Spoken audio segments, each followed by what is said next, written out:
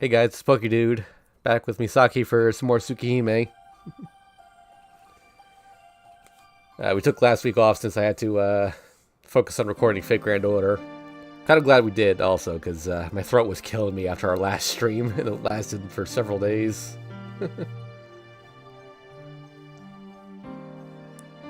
Alright, so today we're going to start by getting Arcueid's good end. Which for some reason comes after getting the true end. So if I load up this save, I think it'll put us on the path to get to the true end. Or the good end, rather. Alright. Why is it not? Right. This should all be the same. So I'm just going to skip through.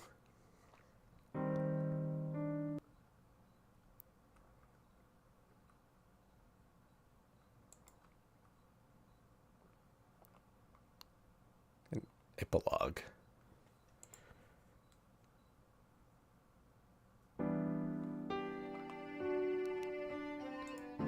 Good. Wait, what? Okay. Yeah. Shiki-sama, it's morning. Please wake up. Actually, hold on a second. I just want to... I've got like the script here that I know this dialogue is similar on the good end. I just want to make sure we're actually on it. Just, okay.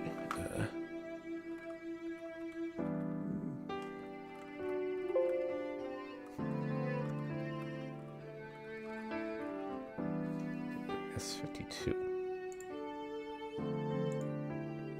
Okay. Yeah. Also, I need to double check the flowchart again. Sorry, just give me a second here. Okay, yeah, no worries. S50. The right one. Oh, I see. It's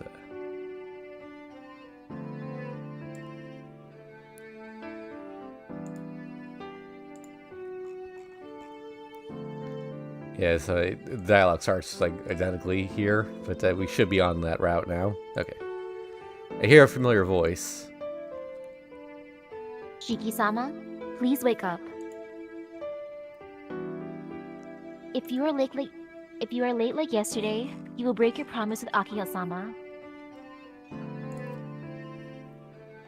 Voice partly tense, partly relaxed. Shiki-sama? Is it okay? Akiha-sama will end up scolding you again. No, it's not okay at all. I'm up, so hold on. I'm still under the sheets. I respond as I slowly open my eyes. Good morning, Shiki-sama.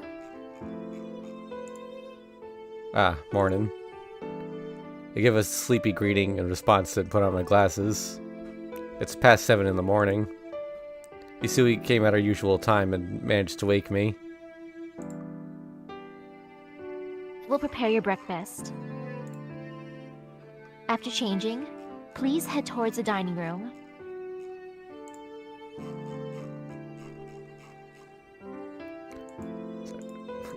Misaki disappears from the room after a bow. I give a big yawn. After a nice stretch, I get up from bed. I change to my school uniform and cast a glance at my desk. On top is the knife I will not ever use again. The curtains sway in the wind. Misaki must have opened the window. The sky is refreshingly clear.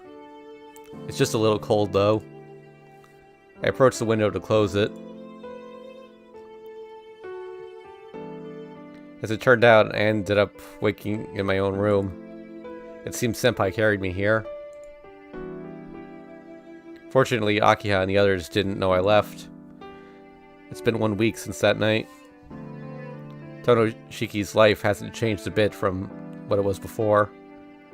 My relationship with Akiha is a bit uneasy at times, but of course we're brother and sister. Except for that passageway being repaired. The school has not changed at all. No, it did change. At school, there's no senpai called Ciel anywhere, nor does anyone remember her. The instances of serial murders haven't occurred once since then. Since there's been no official arrest, the city streets are still relatively empty at night, but it'll probably return to normal in a month. As for me, I carry an unfillable void in my heart, but I continue on as I did before. Or rather, I can bear it all. At times, I get overwhelmed when I am assailed by memories, but I don't think I'll go insane or anything for now. Someday. Will I go crazy after not being able to hear those memories, or will I just return to living normally after getting used to them? Perhaps it's about a 50-50 chance. But until then, even if it is a little girlish, I'll keep the final promise I made with her every day. Autumn is drawing to a close, isn't it? The blue sky outside is enough to take my breath away. Taking a large, deep breath, I shut the window.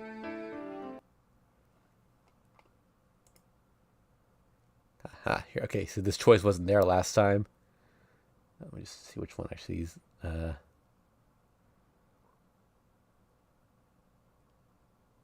Yep, okay, so I will never forget Arcueid.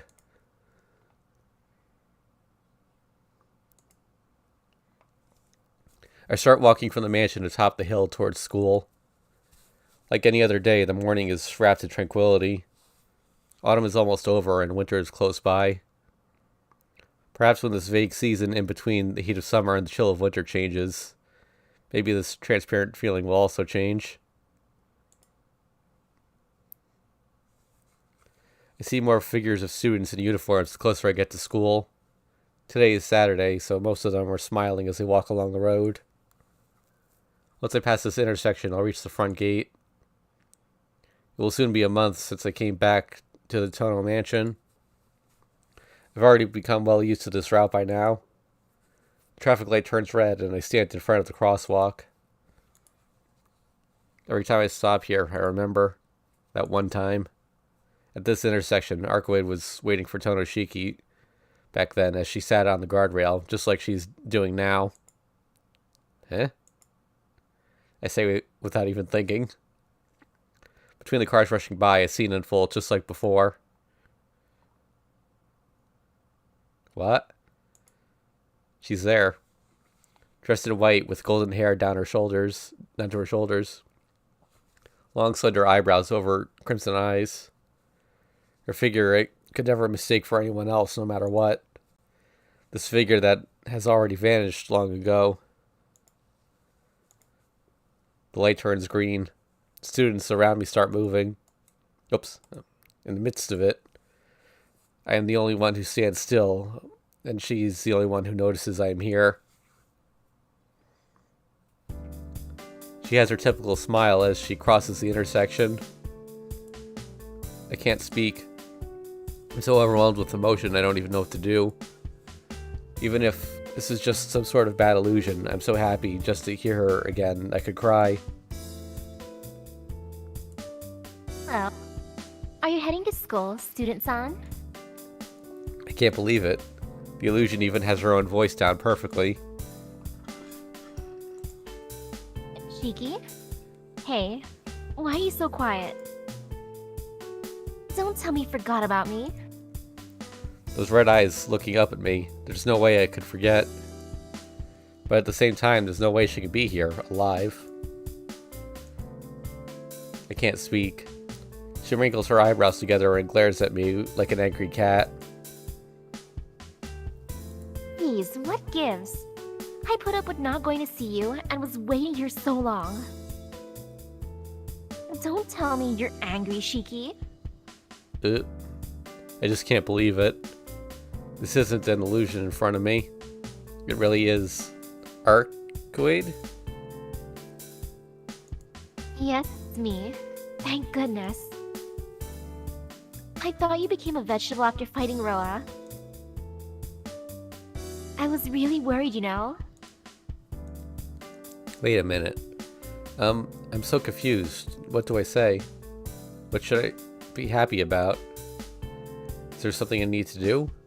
I really am just so overwhelmed. I don't know. Shiki? Hey, you're acting funny. Your mouth is wide open, and so are your eyes. Well, it's kind of interesting for me, so I'll keep watching. Arcueid. That's what I mean. Jeez, you keep just saying my name.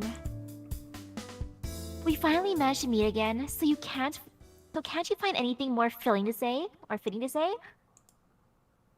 Yeah, there's no mistake. There's only one person who could say such ridiculous things. Why? I can't hear you. Please say it a little louder.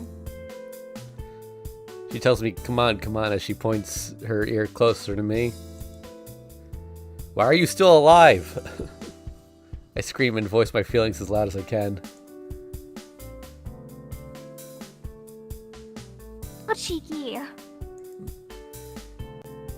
You don't say not so loud. Why are you alive? I thought you were gone, that I would never see you, that I would always regret it. But why? This cheerfully, as if we only said goodbye yesterday. How can she greet me so simply? I see. I never did tell you, Shiki. Arcueid drops a fist to her other hand in realization. Yeah, I never did tell you my reason for pursuing Roa. He stole some of my power. In order to take it back, I pursued him, but you completely destroyed him, right? And the power that was free from Roa returned to me, and I managed to come back to life. You never told me about that. No, I didn't. It didn't really concern you. Why did...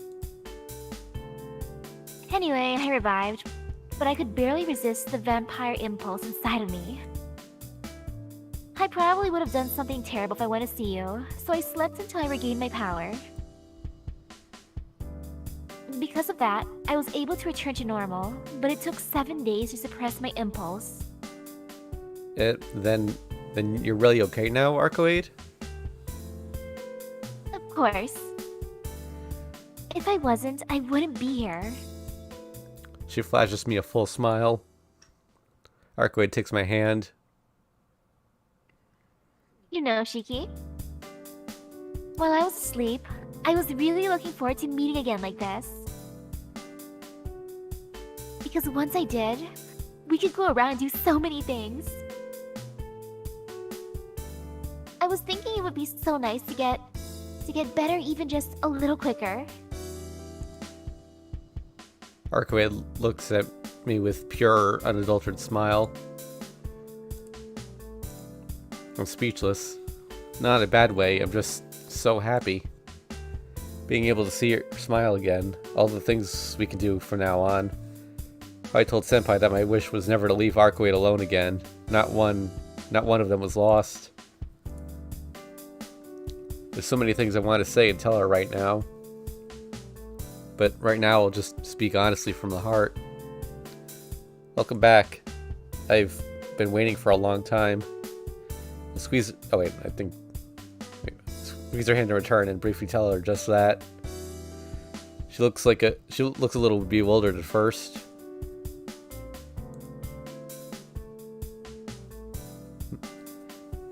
I don't think I might pick that up. But saying that, she looks away in embarrassment. Arcueid? I call out to her.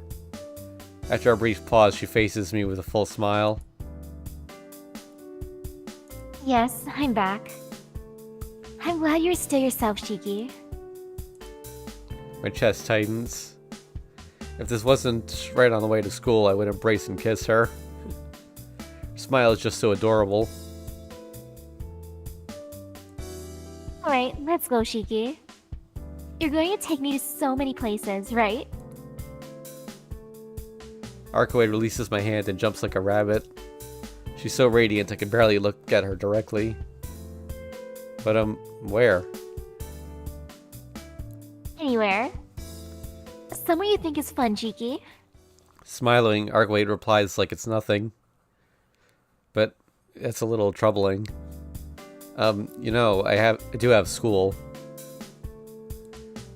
Hey, can't you at least spend a day with me today? Arcueid looks dissatisfied. Evidently I'm extremely weak against that face of hers. Well, even if I went to school like this, I wouldn't be able to concentrate there. And more than anything else, I want to be with Arcueid. You're right. Who cares about boring reputation? Okay, Arcueid. I will indulge your selfishness for the day, my princess.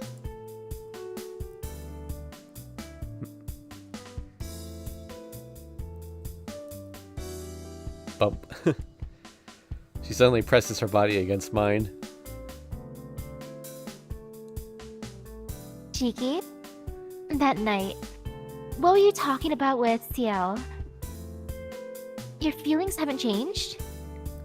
She looks up imploringly at me as she asks, my feelings that night, what do you mean? Thought you saying you loved me. I start to splutter.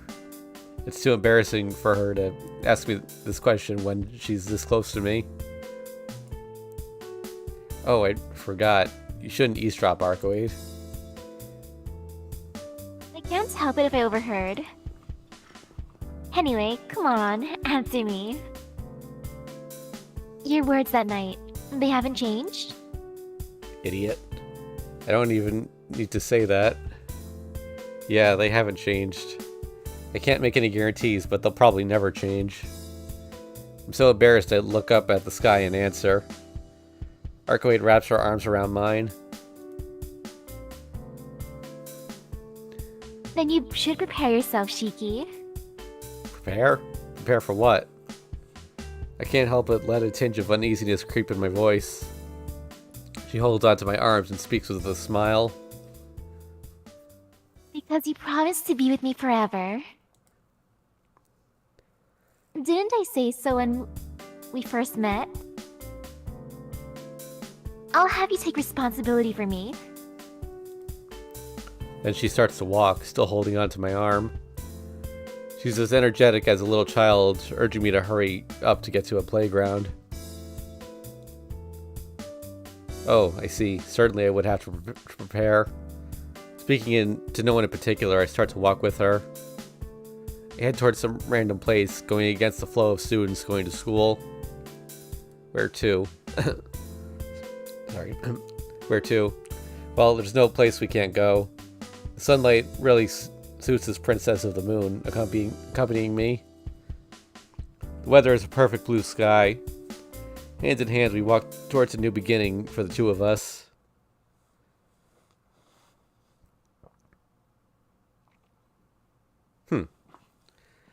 So much happier. Yep, I guess that's why that's called the good ending versus the true ending. No, come on, Shiki, you just waited a week. I waited so long. Alright, we can skip through the credits because same as last time. Shiki, my dude.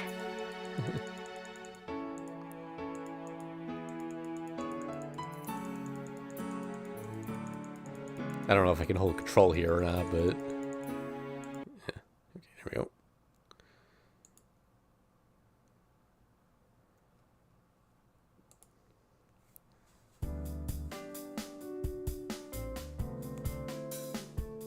You have reached Arcueid's good ending. Well done. Each heroine, with one exception, has two different kind of endings. True ending and a good ending. After reaching one of the endings, please go back a little and re-advance the story. A different event should await you. Oh, and one other thing. If you have a save data where you cleared at least one heroine, it may be a good idea to restart from the first day. You may have more choices than before. Well then, thank you very much for playing up to this point. Let's meet again somewhere in Tsukihime. Okay. So indeed, we do have to start again from the beginning. Although we'll skip any cutscenes we've read already. Just looking at... So I did read a little bit ahead in the flowchart here, and Ciel's route's kind of mean. There are several points where if you made bad choices earlier in the story, there's an unavoidable bad end. So we have to be very careful every step of the way.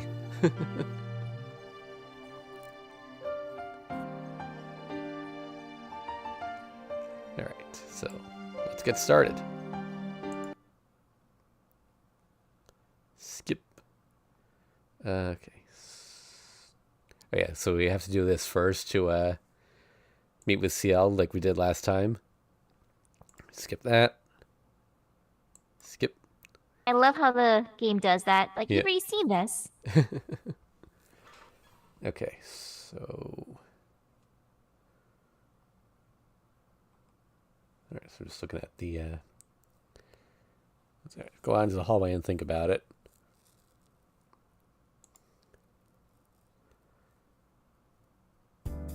During lunchtime, the hall is packed.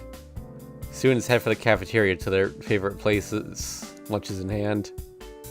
Caught in the flow of people, I contemplate whether I should go to the cafeteria or the store. I think last time we just went to the cafeteria.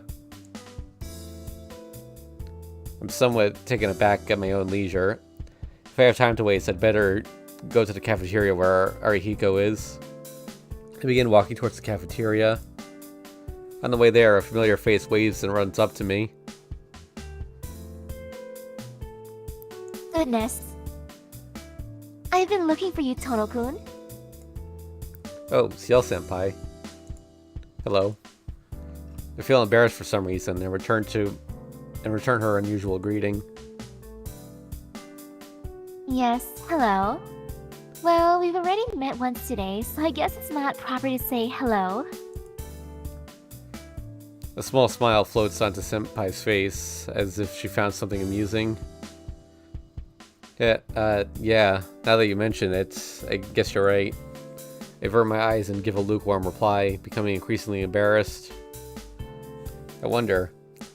I should be used to speaking to Senpai like this, but for some reason I'm getting embarrassed. Tono-kun? Do you have some urgent business? You seem a bit unsettled. No, nothing like that. I don't, but for some reason her every move feels unfamiliar. I can't calm down. It's nothing. More importantly, Senpai, you said you were looking for me. Do you need me for something? Well, I wanted to thank you for this morning, so I was looking for you. For this morning? Ah, you mean in the courtyard? Of course. Sorry to ask, but are you going to have lunch? I sigh. Well, people usually eat lunch at lunchtime. Great. Then we can eat together. I'll treat you as thanks for this morning. Let's go to the cafeteria. Eh? Senpai smiles. Grabbing my wrist, she starts to walk. It's strange enough for a third year like Senpai to walk down the second year hall, but this attracts even more attention. The gazes of the students in the hall fall upon Senpai and me, and a murmur of conversation starts. Well, wait just a second. It's alright, you don't have to... I quickly shake her off my arm. I only did what I did this morning on a whim. There's no need for you to thank me. I draw back from Senpai, well aware of how flushed my face is. There's no need to be so reserved. Work should be rewarded. So please, let me treat you. Senpai grabs hold of my arm again. That's not what I'm talking about. I mean, I just couldn't say that I'm embarrassed to be with her because we stand out so much. Come on. There won't be any seats left if we don't hurry. I'll listen to the details after we get to the cafeteria. Senpai starts walking, pulling my arm with a tug. Any further questions would bring more stares from people around us in the hall. I don't know what Senpai is planning, but I peacefully accompany her to the cafeteria. Almost all the seats in the cafeteria are taken. I had spent about 10 minutes in the hallway, first spaced out, then talking with Senpai. So empty cafeteria seats are pretty much non-existent. Stand in line, Tono-kun. So please go get some seats. Is there any food you don't like? If there is, now's the time to let me know. Nope, there isn't. I'm not picky with food. Very well. I won't take long. Senpai lines up with everyone else. It seems my only choice is to obediently accept that she'll be treating me. But there aren't any seats left. I look around the bustling cafeteria. You can't find even 2 seats at this hour, let alone 2 seats to get there. I sigh. There, plain as day, is a table with not only 2, not 3, but 4 unoccupied seats. There's only one student sitting at the table, and it seems he noticed me while I was looking around for a seat. Yo, Tono! The student vigorously waving his hand is my dear classmate with the dyed orange hair. My head hurts. But there isn't anywhere else to sit. I have no choice but to return the wave and walk towards the table where my friend is sitting. You're late. I told you to hurry because I've invited a special guest today. What the hell have you been up to? Arihiko begins to complain as soon as we are face to face. Yeah, come to think of it, you did. So who is it? Huh? About that. She promised me yesterday she'd come, but she declined this morning. She said she had someone she wanted to thank or something, so she'd be busy this lunchtime. Arihiko sighs as he eats his chikara udon. Someone she wanted to thank? Those words catch my attention. Arihiko, this special guest wouldn't happen to be a third-year student, would she? Whoa! Arihiko's body jumps in shock. A rather energetic girl wearing glasses? Whoa! Arihiko begins quivering. The students at the table around us stand up as if to make a fast escape. Are you a psychic? Arihiko points at me fearfully. No, that doesn't mean I'm psychic. Sorry to keep you waiting. Good to see you on a seat, Tono-kun. There. Senpai arrives with a smile, carrying a silver tray. Arihiko's eyes are wide open in surprise. Huh? Inui-kun? What a coincidence. Still smiling, Senpai takes her seat. Arihiko gives a choked response. There you go, Tono-kun. Please eat until you're full. Even after all this time, I still can't shake off her smile. Alright. In that case, thanks for the food. Taking Arihiko's dumbfounded stare in stride, I sit down. Senpai sits in front of me while Arihiko sits beside me. Itadakimasu. Translators. Putting my hands together with a clap, I look down at the tray Senpai brought. And on the menu is curry rice, and curry udon. I don't get it. Senpai? Yeah? What is it, Tono-kun? About this. What's going on? What do you mean? It's lunch, isn't it? What else does it look like? What else, you say, but all I see is curry. Yes, it's curry. Senpai laughs happily. The problem is, they all look like curry. Just 3 dishes. Of course. You're a boy, so you eat a lot. I'll have just one, so please take whatever you like. Okay. In that case, I'll take the curry rice and curry udon. The other choice is hell. Make sure to finish it, Tono-kun. After all, You aren't picky with food, are you? There isn't a shred of antagonism in Senpai's smile, nor is this some kind of joke. She truly has good intentions. Yes, itadakimasu. I dig into the curry rice with my spoon in despair. Then... Tono-kun. From beside me came the cry of a dead man being reborn. How long are you going to ignore your dear best friend? Arihiko's elbow sinks into the side of my stomach with a thud.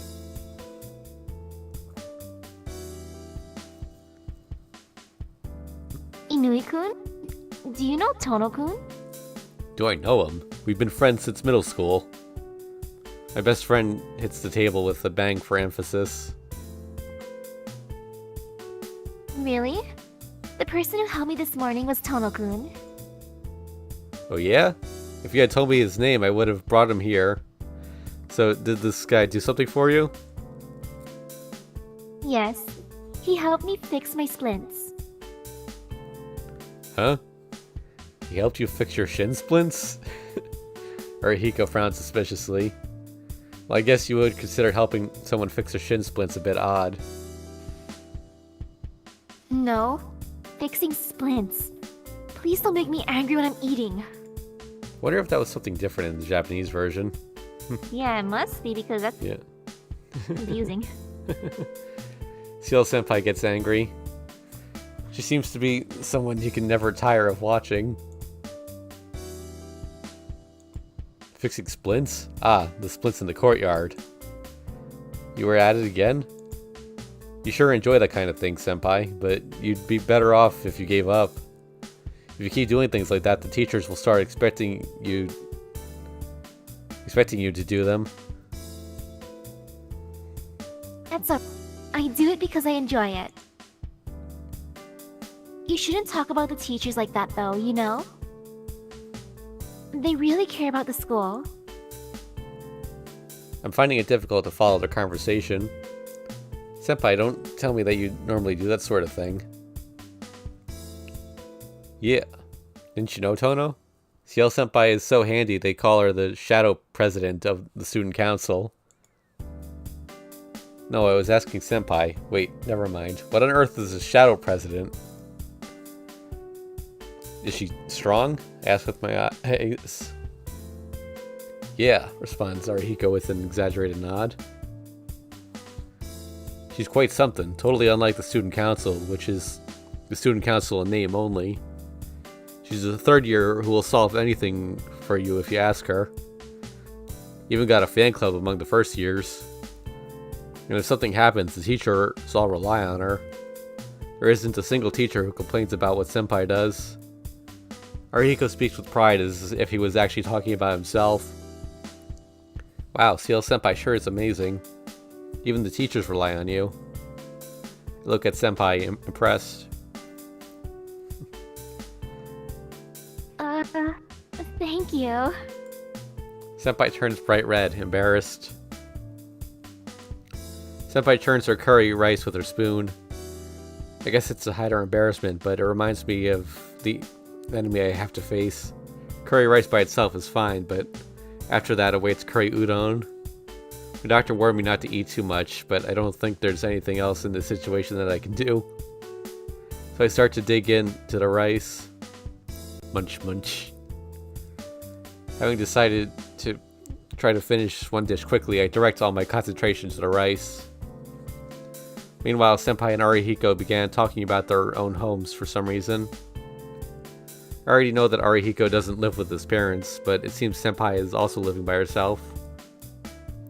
Apparently Senpai's apartment is quite close to school. It's roughly between the main street and the park.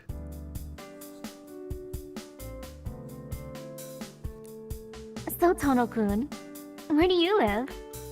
Huh?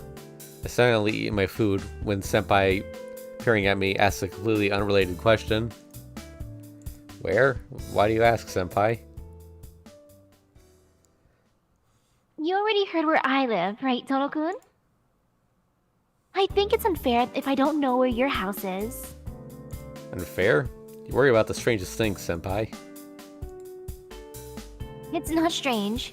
If I don't know where you live, I can't visit you if something happens, right? I stop eating the curry rice.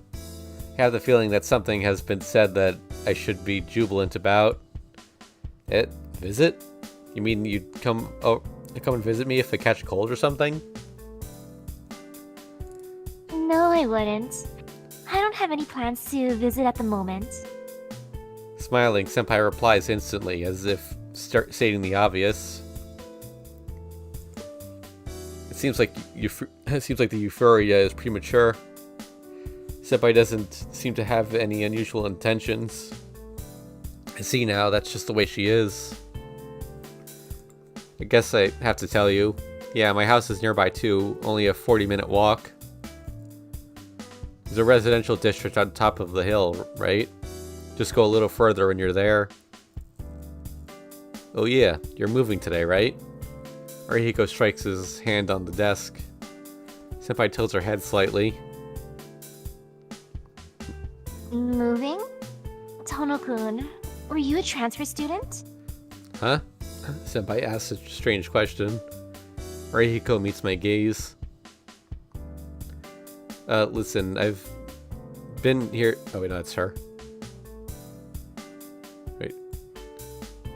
Oh, down here. Okay. Listen, I've been here since the first year. We've known each other since then, right? Why are you asking me if I'm a transfer student now? But Tono-kun, you moved yesterday, so... Moving doesn't automatically make you a transfer student. I'm just changing my address, not my school. Until now, I've been living with some relatives in the neighboring town. I'm just going back to my real home, that's all. Senpai, who wears a look of surprise, seems to understand. I see. You've only changed your residence. So, now you live in the outskirts of town. Yeah, it's that colorful place on top of the hill. I'm moving there today. Could that possibly be the Tono Mansion? Senpai asks with some hesitation. The Western-style house at the top of the hill is probably seen as something special by residents of this town. I haven't been there for 8 years, but even in my memories, the Tono Mansion was ridiculously large. Yeah, that's right. I don't think it's the right place for me either, but it's too late now that I'm done moving. You don't seem too happy about it. It's neither good nor bad. I don't quite understand it either. Well, even if it is your house, it's been 8 years, right? I can understand if you're feeling strange. It'll probably be like someone else's house for a while. Wonder if that's so. I haven't gone back yet, so I don't know. I'm a bit relaxed since I've always got a refuge at your place.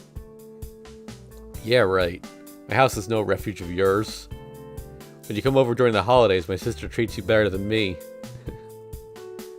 That's probably only because Arihiko has terrible behavior, but I refrained from telling him that in the interest of preventing the conversation from getting any worse. To be honest, it's not pleasant to have my home raised as a topic of conversation. Wow. You two certainly get along well. Senpai peers at Arihiko and me. Sorry about that. No way. Me and Tono would never help each other, no matter how much trouble we're in. In other words, we're enemies, mademoiselle. Arihiko says in a fed-up tone. I'm getting pretty fed up myself with this pseudo-foreignerism, too. Your relationship is so good that Tono-kun has stayed over at your house before, right? Doesn't that mean you get along really well? You're wrong, Senpai. That damn Tono is too reserved towards his parents. And he'd come over to my place every vacation. He's reserved towards them because they're taking care of him. That's why he comes to my place, where we conveniently have an empty room. Since he looks pretty decent, my sister took a liking to him, and he shamelessly comes to stay with us without paying a cent. Arihiko's fist trembles as if to say unforgivable. Taking care? Tono-kun? Arihiko clamps a hand over his mouth.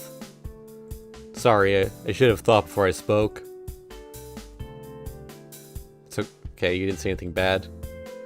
I continue to eat my food without looking at Arihiko. Really? Yeah, you're right. If you complain about that, you'll be in for some punishment. Arihiko nods himself in agreement. His overwhelming optimism is something I am truly envious of. I'm sorry, Tono-kun. Did you not get along with your previous family? No, that's not it. He has no problems with the Arimas. Oh, the Arimas were the family who took care of him. They're really nice people, and from what I could tell, they're a happy family. Even so, he refused to be their adopted kid, and he escaped to my place every vacation. Sheesh, just what were you not satisfied with anyway? There's nothing I wasn't satisfied about, it's just that I've received so much from them already. I didn't want to be further burden to them. I finished my rice as a reply. Now only the curry udon is left. It's okay, senpai. Sorry for making you listen to something so boring.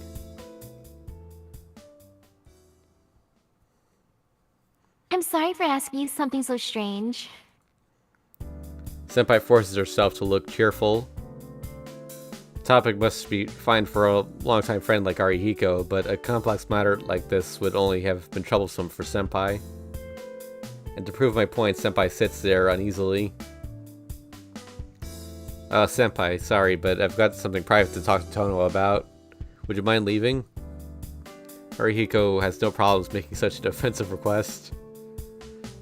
Isn't that phrase a direct way of saying we don't want you, senpai, so get lost? You idiot. What do you think you're saying? We can discuss those things anywhere.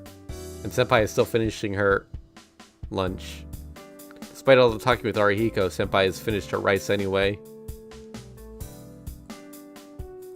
No, I understand. Well then, I'll be leaving.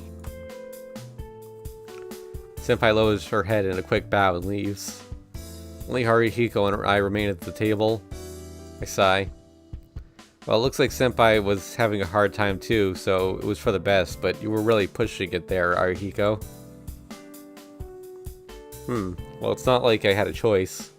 Anyways, I guess I'll take the role of the guy she ends up disliking. Slurp, slurp, slurp. Arihiko slurps away at his Chikara udon.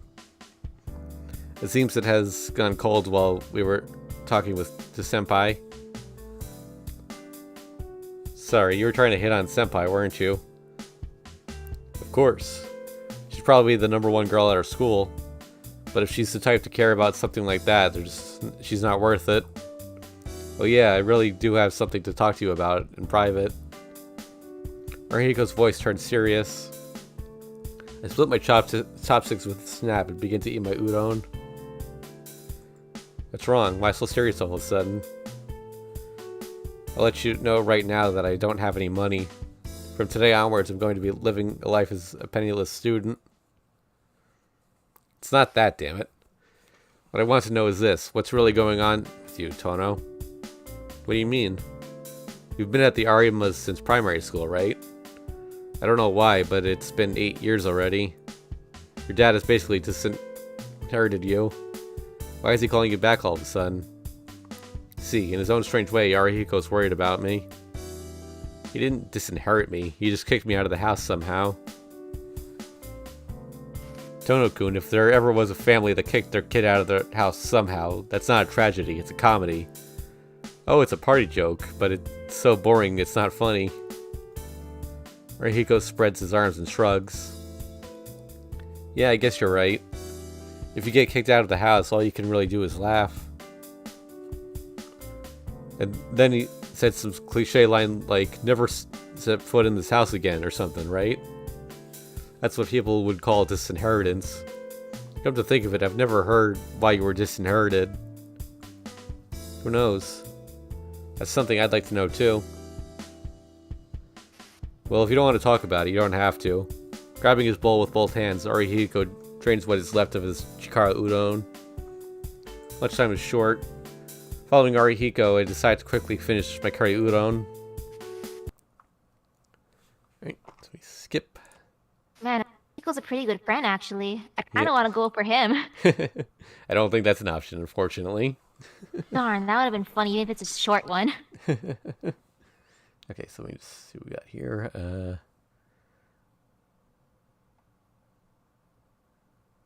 Okay, there's like a complicated set of conditions for this next scene here, so just carefully read through it here.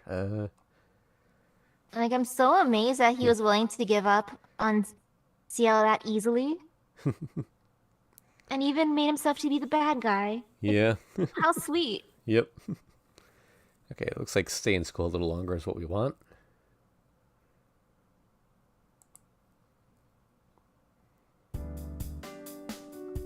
As I step out into the hallway, I run into a familiar face. Huh? What's up, senpai? Do you have some business here at the second-year classrooms? Yes. Business with a second-year student, to be precise. Ciel senpai approaches with a smile. Listen. Oh, is that her or? Yeah, I think that's... Yep, that should be. Listen, I have some nice snacks here, but no one to talk to. It would be a waste to eat them all by myself, so I came to catch an idle-looking person to talk to. Someone to talk to? But there's no one else left in the classroom. It's the same with all the other classes too. You don't usually come to the second-year classrooms anyway, do you? You're on the lower floor, right? And if she wanted someone to talk to, aren't there plenty of third-year classmates she could talk to? She really didn't need to come all the way up here. Shouldn't you be thinking about asking your third-year classmates? Conversation would probably be better. Yes, but today, I'm in the mood to talk to younger guys. Please don't ask for a reason. It's just on a whim. Well, I won't ask. I probably wouldn't be able to understand even if she told me. Senpai's smile disappears as she stares into my face. Are you free right now, Tono-kun? Well, if having nothing to do means I'm free, then I'm definitely free. Senpai grabs hold of my sleeve. Well then, you are now caught. Let's go have some tea. Senpai invites me with a smile. There's no reason for me to decline her offer, and besides, it should be fun talking with Senpai. Sure, I'll come along if it's okay with you. Then it's decided. Alright, let's go. Still holding my sleeve, she begins walking down the hall with a light gait.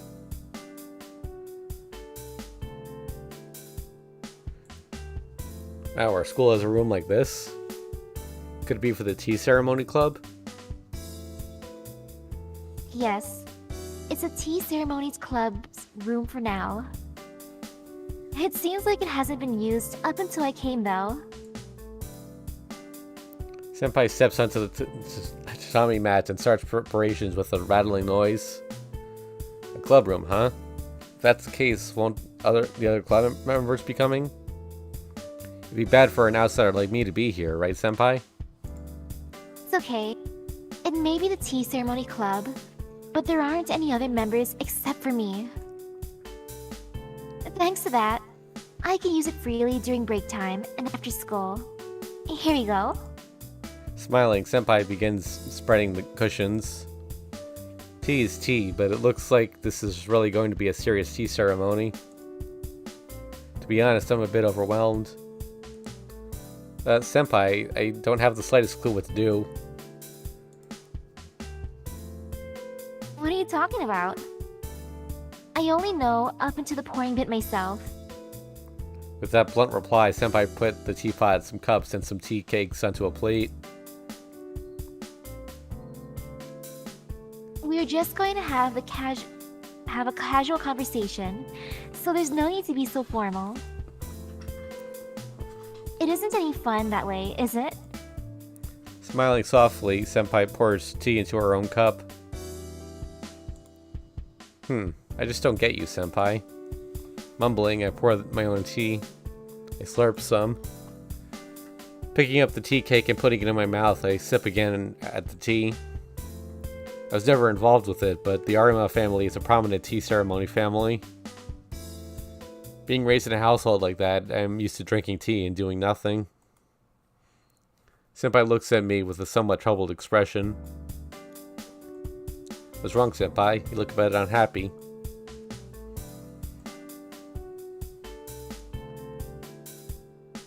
I was just a little surprised at how calm you were about all this, Tono-kun. Really? Well, my family is a strict one, so I'm used to these kinds of things. More importantly, Senpai, didn't you have something you wanted to talk to me about? I do. The continuation of what we were talking about during lunch. What we were talking about during lunch? You mean about my family? Senpai nods to indicate a yes. If you don't mind, I would like to hear more about it. I was curious about it since we stopped halfway. It's not that I mind, but hearing about my family isn't very interesting. It'd be a waste of time. I don't mind if it's not interesting. I just want to hear about it. You sure are eccentric, Senpai. Maybe I am. Senpai laughs.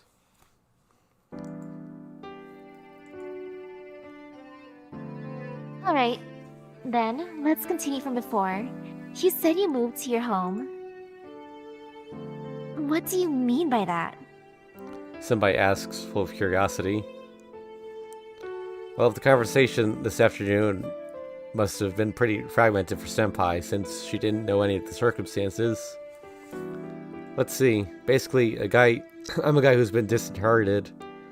I was seriously injured after getting caught up in a traffic accident when I was 9 years old. The injuries themselves somehow healed, but after that, I easily collapsed from anemia and threw up my food. That's why I was entrusted to my relatives, the Arimas, while I recuperated.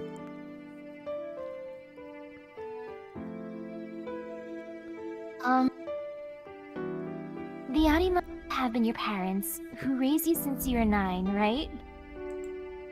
That's right. I knew my old man hated me for some reason, and that once I had been entrusted to the Arimas, I would never go back home. Go back to the Tono mansion, that is.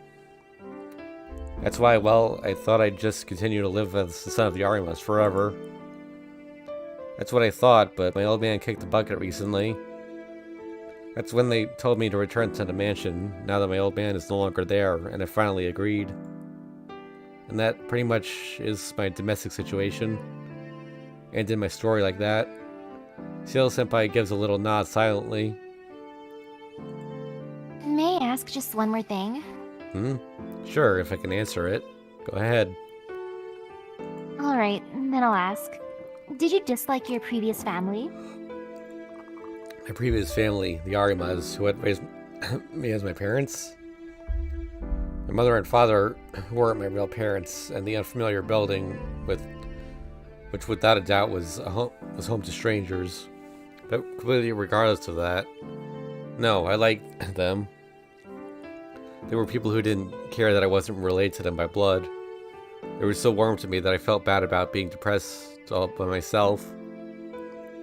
And for them to love me no matter what, I didn't think it was a bad thing.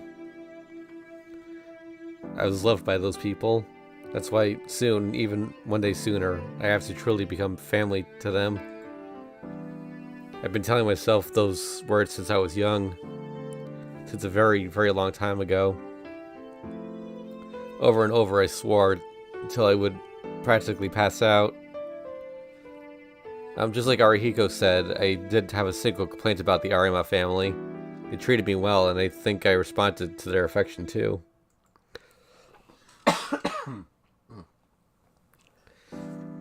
Between us, even though I knew we were just playing at being family, even if it was all just an act, I didn't feel any pain. No, I was happy instead. In a way, I had considered the Arima parents and me to be the ideal nuclear family.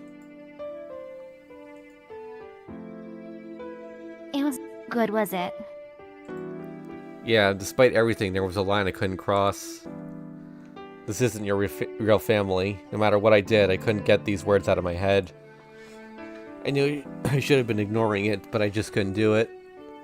I don't know if you'd call it a childhood experience, but it had already become like a curse to me.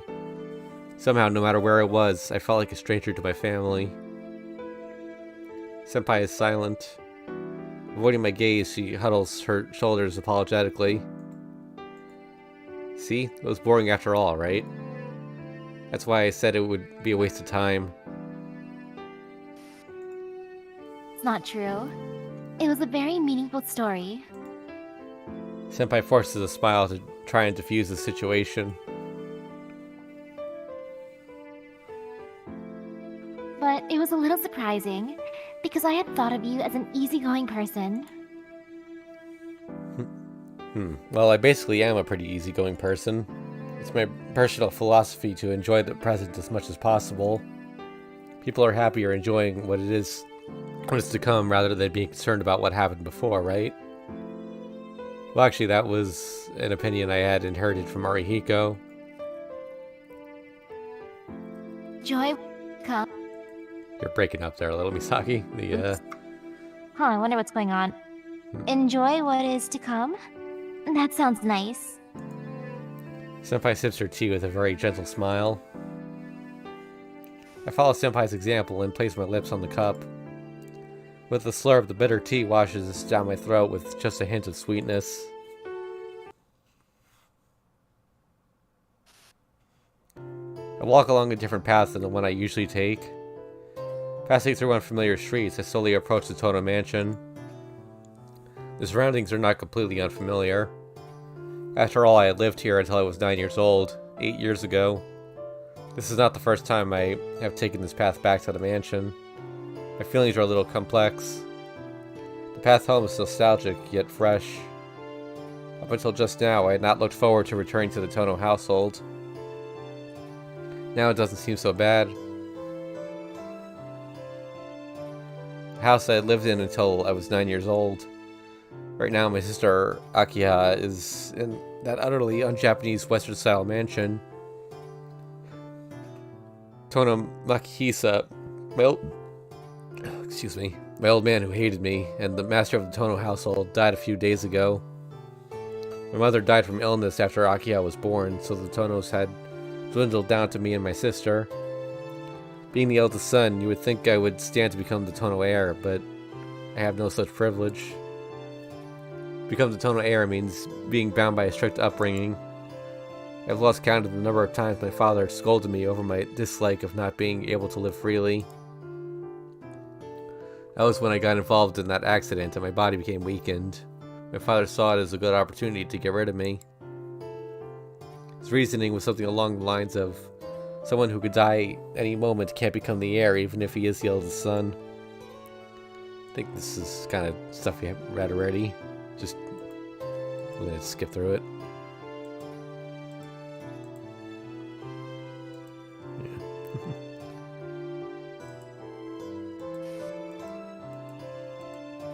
Okay, let's see what this is.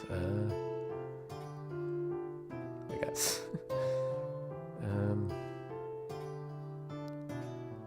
There's this whole weird crisscross of different paths depending on certain conditions, and they all lead up to these choices here. Okay. Let's see.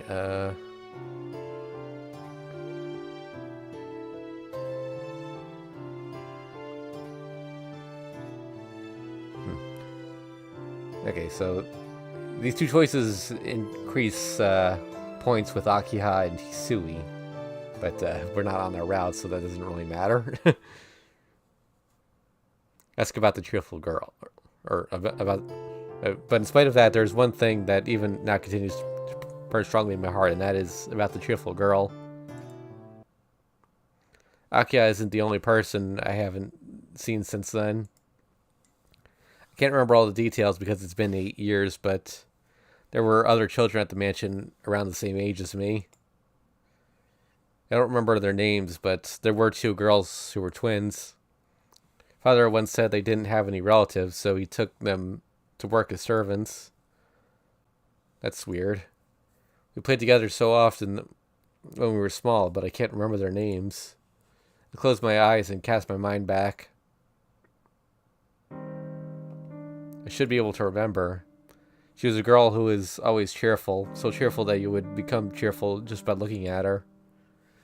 A girl with a carefree personality who was loved by everyone at the mansion.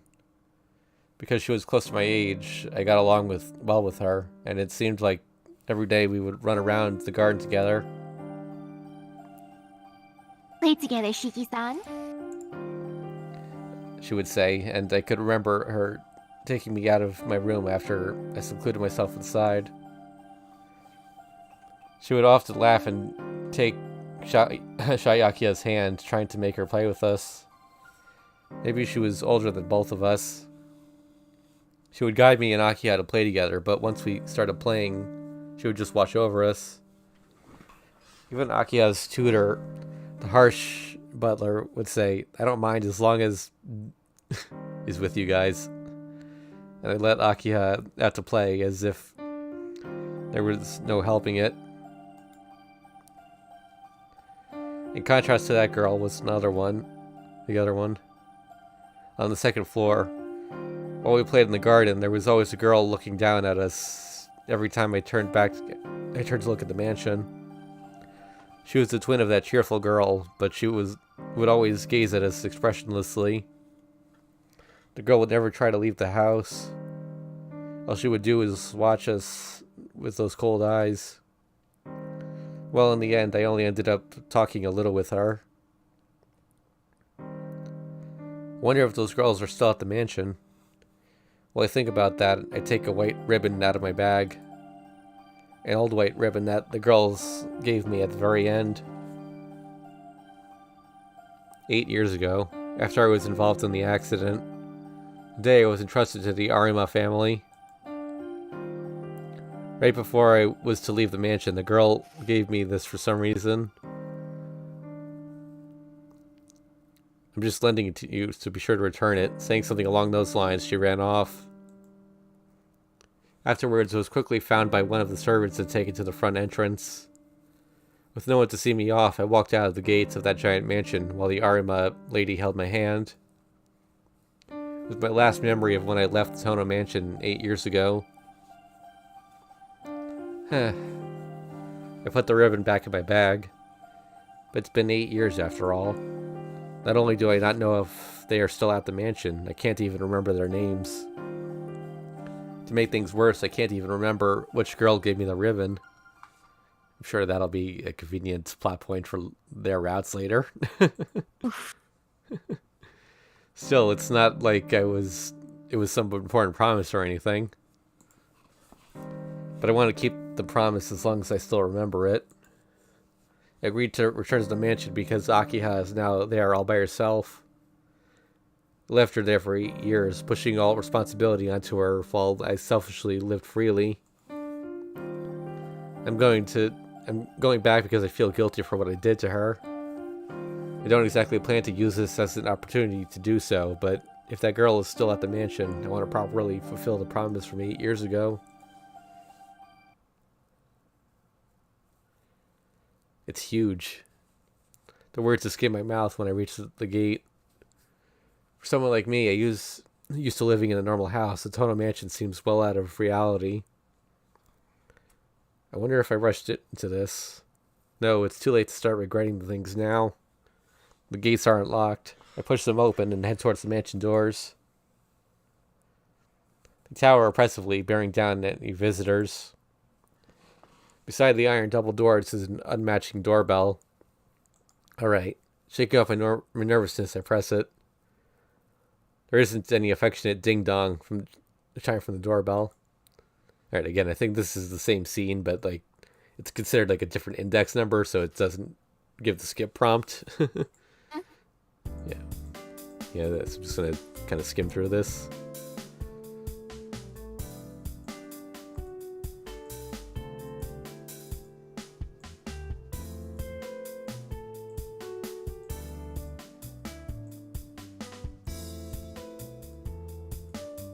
Oh yeah, there's a Sama thing. Yep. Oh, okay. Oh. I have no basis for this, but she fits the image perfectly. Could it be that you're the girl who played together with us when we were small? I inquire tentatively. She gives a full smile, looking truly happy. You must be tired, right? Please do come in. Akiha-sama is waiting for you in the sitting room. The girl quickly crosses the lobby and heads towards the sitting room. Turning back as if she just remembered something, she makes a bow, full smile on her face. Welcome home, Shiki-sama. Her greeting is accompanied by her flower-like smile. I can't think of any reply, so I just follow her hesitantly.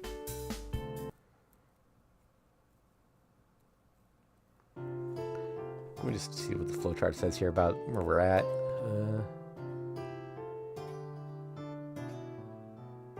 So that's... yeah, this should just like link up here.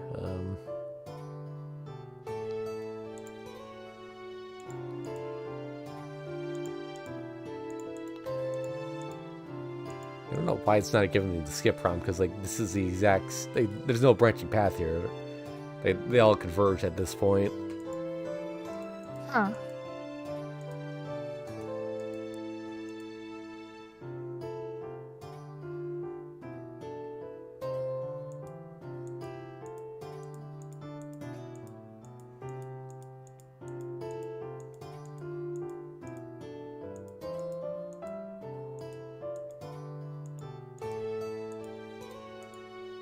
So they meet.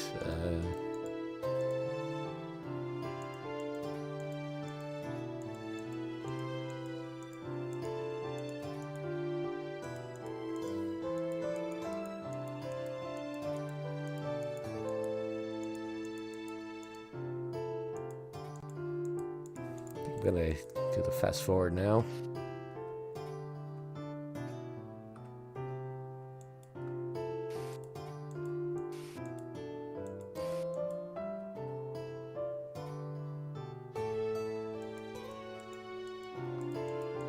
I don't want to skip anything regarding her in case it flashes back again, but...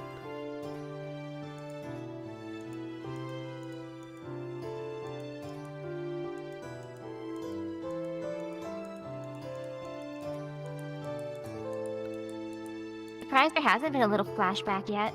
yeah.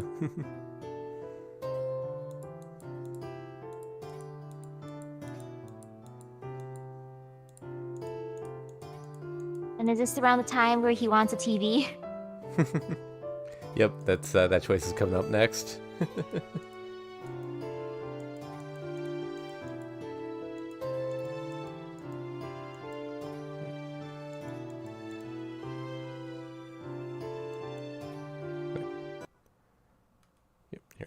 Okay, so this is where the convergence happens.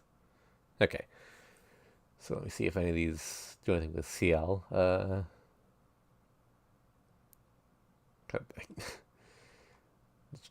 flow... I gotta show you this flow chart sometime. It is really hard to read. So if I watch... I just gotta make sure we end up in the right route.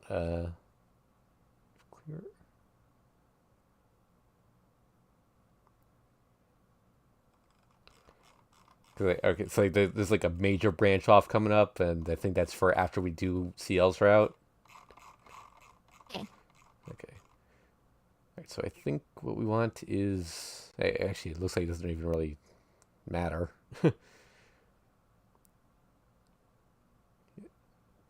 Okay, yeah, so none of these matter. So let's go, which one did we did the TV last time, right?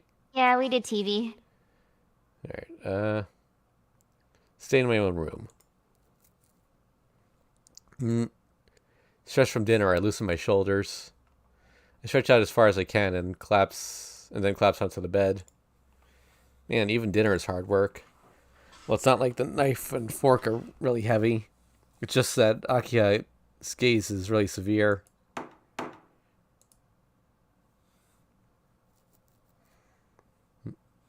You there, Shiki-sama? I can hear Isui's voice along with a knock at the door. Yeah, I'm here. Come in. Excuse me. Isui enters with a bow. I have come to make the bed. You may not enjoy watching it, so would you mind relaxing in the sitting room for a while? No, I don't mind watching. I'll just behave myself in the corner, so go ahead and do your job without minding me. Bouncing up from the bed, I move into a corner. Isui looks like she wants to say something, but thinks better of it and silently begins to make the bed. Isui, Yes? What is it, Shiki-sama? oh, you can keep making the bed. There's no need for you to stand up so straight. Isui doesn't answer. Seems like she's had a servant's education drummed into her. Please just talk to me while you work. I'm beginning to feel bad because it seems like I'm interfering with your work. If you say so, Shiki-sama, then I will comply. Isui silently returns to making the bed. Is it true that the curfew here is 7? Ooh, CG. Oh, yes.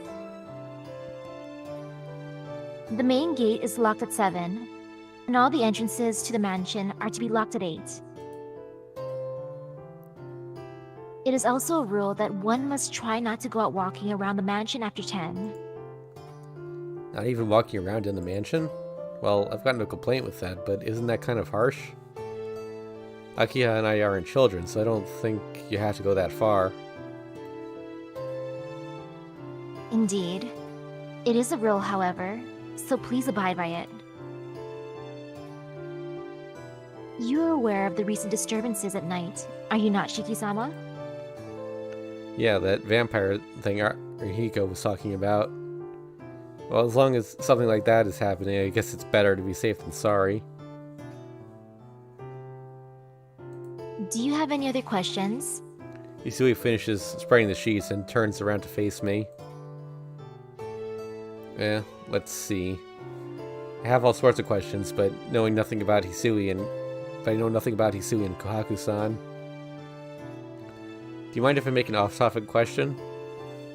Yes. What is it? I'd like to know what kind of work you and Kohaku-san do around here. I'm here to serve your needs, and my sister Kohaku is to serve the Lady Akiha-sama. In her spare time, we do the maintenance chores around the mansion. Is there anything more you would like to know? To serve. So that's what it is after all. My shoulders suddenly feel heavier. It seemed completely natural to Akiha when she said it, but I'm nothing more than a normal high school student. I have no interest in having a girl close to my age serving me, at least for now. By serving me, you mean you're a personal servant? Yes. Please do not hesitate to ask anything of me. I think this dialogue is actually the same, but it was in like a different context last time. Well, I get it. Going by how Akiha was talking about you, it doesn't seem like I can dismiss you, so I'll just obediently let you serve me. Is there anything in particular you would like? Nothing in particular, but could you stop calling me Shiki-sama? Yes, I remember this from last time. You know,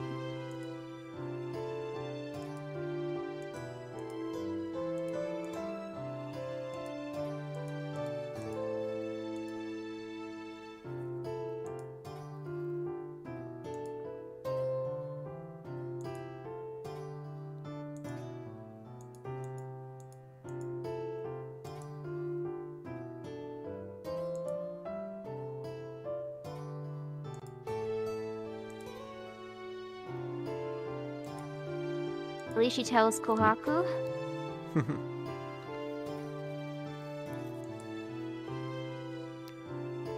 Ooh, soon the awoo is gonna start. Bowing, Hisui puts her hand on the doorknob. Oh, I forgot to ask something. Hold on for a second. Running towards the door, I put my hand on Hisui's shoulder before she leaves. Yeah, slaps away. Yep.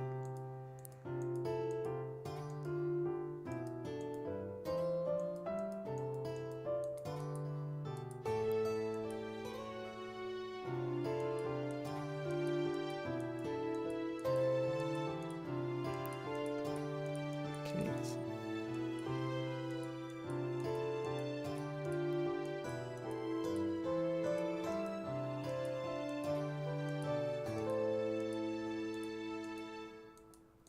Yeah, this is all the same. Okay. Yep. So sorry we're skipping the woos. Skip. Oh god, there's a bunch of scenes in a row, huh? Okay, now I gotta just figure out where the heck we are. Okay, yeah, so it's the next morning after all that nonsense with Nero. This choice does not actually seem to matter at all. Weird. Let's just skip ahead.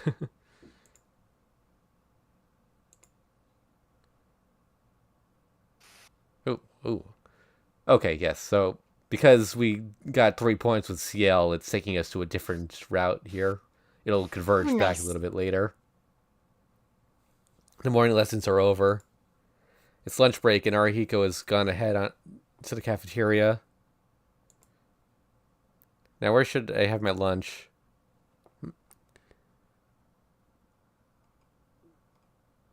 Okay, so yeah, obviously the tea ceremony room is the correct choice here.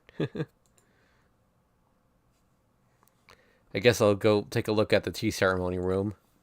I'm sure Senpai said something yesterday after class about having lunch there.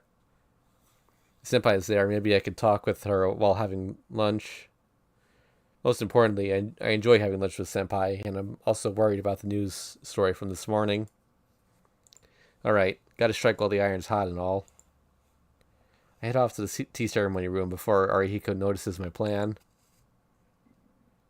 I knock on the tea ceremony room door. After a brief wait, the door creaks open and Senpai pokes out her head. Huh?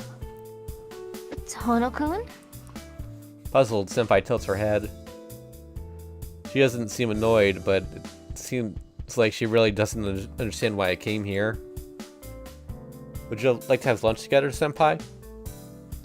Holding out the bread I purchased at the cafeteria, I tell her why I am here. Lunch? I'm happy to hear you ask me, but...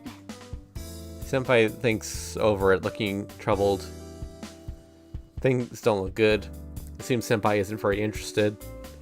I guess I've got no choice. I decide to employ a little strategy. I have curry bread. Eh. Senpai's face becomes bright and cheerful. I had a feeling about this from yesterday's lunch, but I am amused at her reaction.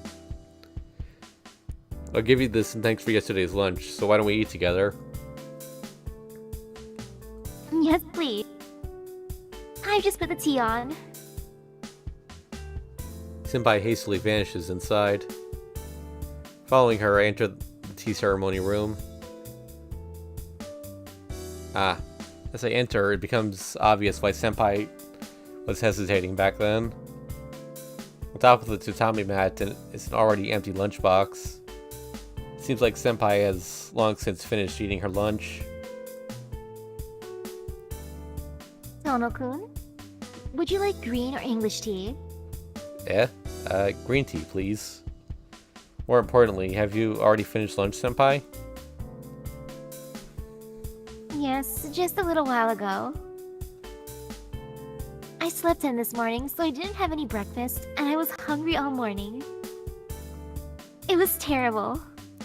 I see. Well, you don't have to force yourself to accompany me. Sorry for intruding on you. I'll eat in the classroom, so please take your time relaxing. Eh? You mean you're not going to give me any bread? Senpai's sorrow seems to resound from the bottom of her heart. No, I mean, you must be full, right, Senpai? Not at all. I'm hungry.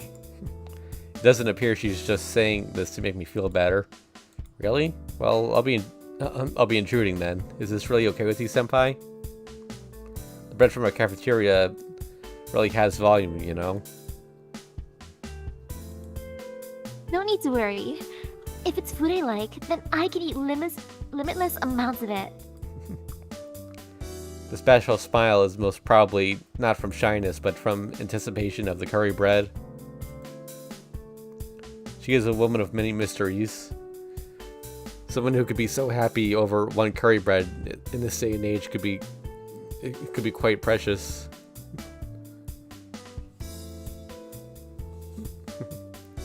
Senpai eats one while I have two, and we have tea afterwards. Kneeling on top of the mat, Senpai and I casually sip our tea.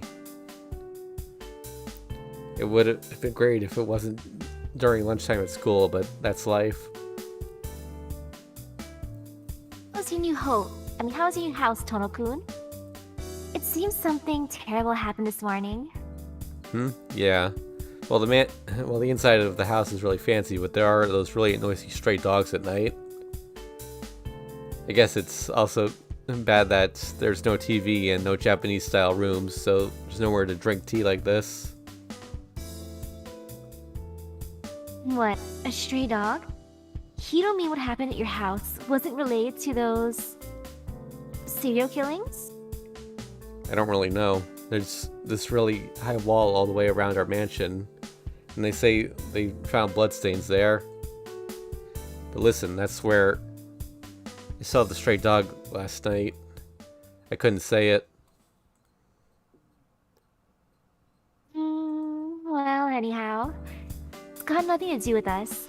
Let's stop talking about unpleasant topics, now that we finally got an opportunity to relax. Not at all. We're residents of this town, so I think the killings do have something to do with us. Oh, I think did we get those lines backwards? Holding your cup in one hand, Senpai casts a serious gaze towards me. No, okay. Is that her or Yeah, him? I that's can't her. tell at this point. Yeah, I guess that's true. But you'll be okay if you don't go walking in the streets late at night, won't you? There's been 8 people killed so far already, right? With that many victims, the police ought to have caught the guy any day now. Oh, god damn it. We always do this. I know, right? Geez, Shiki-kun, you don't have any sense of danger, do you? The newscasters have been saying the same thing since the 3rd victim was found, but they haven't caught him yet, have they? Well, that's true. It's just that I can't really relate to it when they give it such a stupid caption like the modern day vampire. I'm sorry, I really did take it too lightly. We live in this town, so we've got to be careful, right? Yeah, glad you understand. Senpai smiles in a satisfied manner. But Senpai, why are they calling him a vampire anyway? Well, the blood was streamed from all the bodies, right? Isn't that kind of like a vampire? You really think so? Isn't it said that you become a vampire yourself once a vampire sucks your blood? These victims are all dead with their corpses to prove it, so they don't really have to go calling him a vampire. Senpai laughs and nods. Do you really believe in things like vampires, Tono-kun? Hey now, I'm just saying that's how the news is presenting it. If there really were vampires, there wouldn't be any dead bodies left, just like I said earlier. Yes, you're right. But can't you think of it like this? The people who were found dead died because they couldn't become vampires. There are actually people who can and can't become vampires, and those who can become vampires wouldn't show up as dead bodies after being attacked by one. Because they're still alive somewhere. That's what you'd call a horror story, Senpai. Yes, exactly. I'm sorry to say there's no punchline. Laughing, Senpai sips from her cup. While we were having a rambling conversation, lunch time ends. Alright, skip. Oh yeah, okay, so this is when he killed Arcueid. Let's see what the flowchart says here.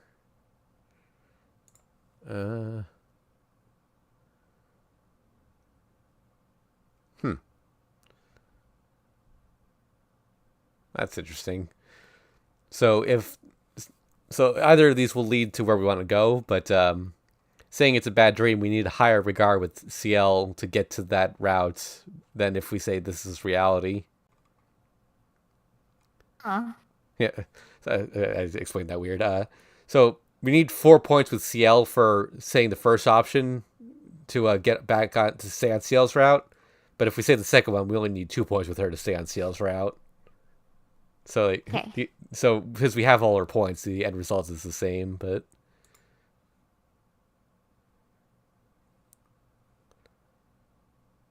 just what is wrong about it? Wrong, wrong, wrong. Yeah, yep, this is.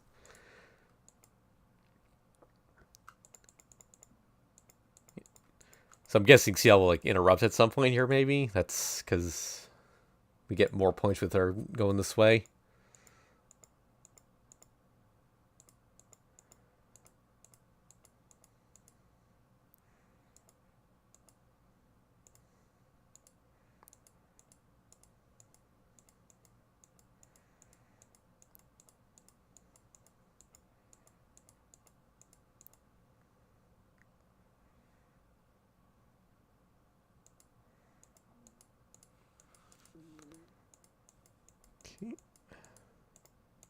It's still the same so far.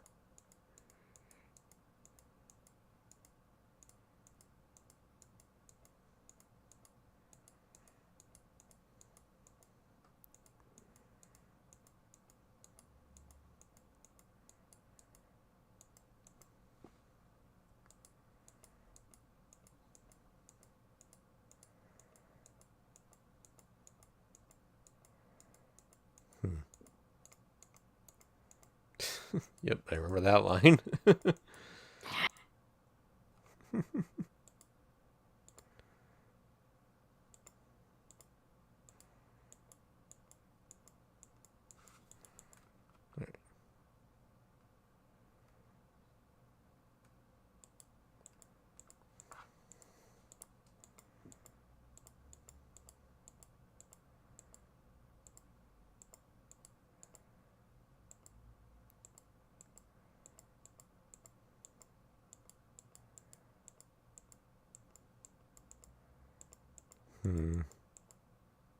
Static, static, static, static.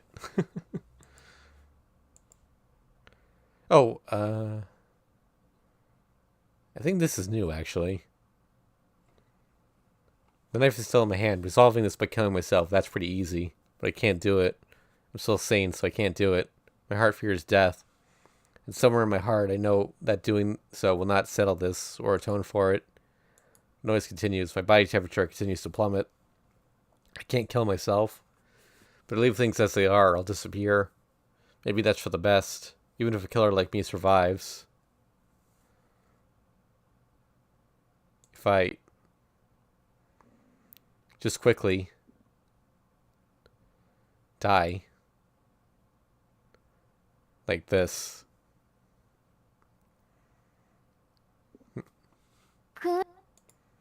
Suddenly my name is called. I raise my head. There's Senpai. It feels like decades since I last saw her.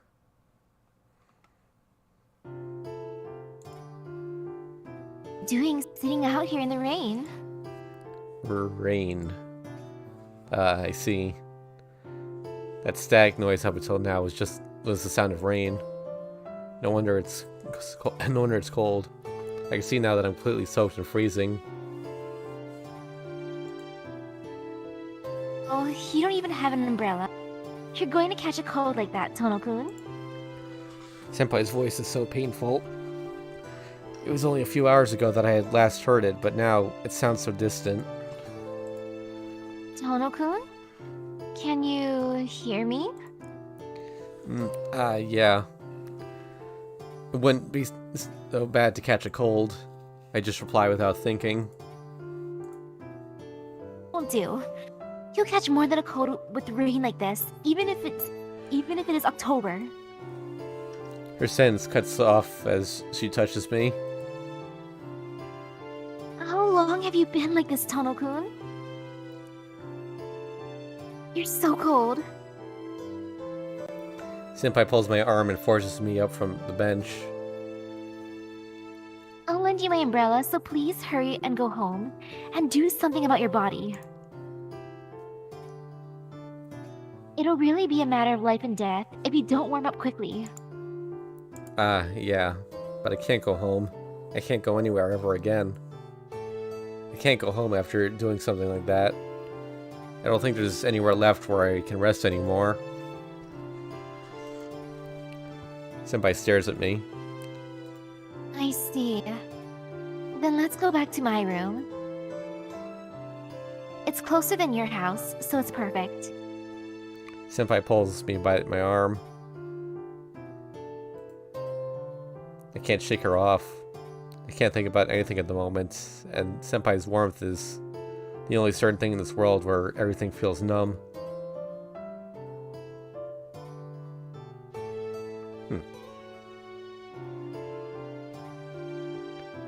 Senpai's room is a common one-room apartment in a two-story building. Just one really small, cramped room, the size of 6 tatami mats and 1 kitchen. As one might expect from Senpai, the room is a neat one. A trivial fact relaxes my numb nerves just a little.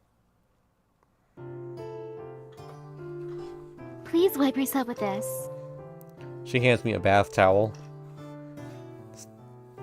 Sorry, I don't have any clothes that fit you. Please just bear with this for a while. I'll go prepare something warm for you to drink right away. Senpai retreats to the kitchen. I'm left by myself in the neat room. I've never imagined coming to a girl's room like this. The girl's room. The room of a girl. The girl's room which I forced myself into and killed a girl in. I feel like throwing up. What am I doing here? In such a place. I have absolutely no right to receive Senpai's hospitality here. Thanks for waiting. Here you go, Tono-kun. You've gotta wipe yourself down quickly. Senpai scolds me as she begins to rub my head with the bath towel. See? Your shirt is all soaked too. You've gotta take that off. You might catch pneumonia like this. Very fierce-looking senpai undoes the buttons on my shirt. Suddenly, your fingers stop.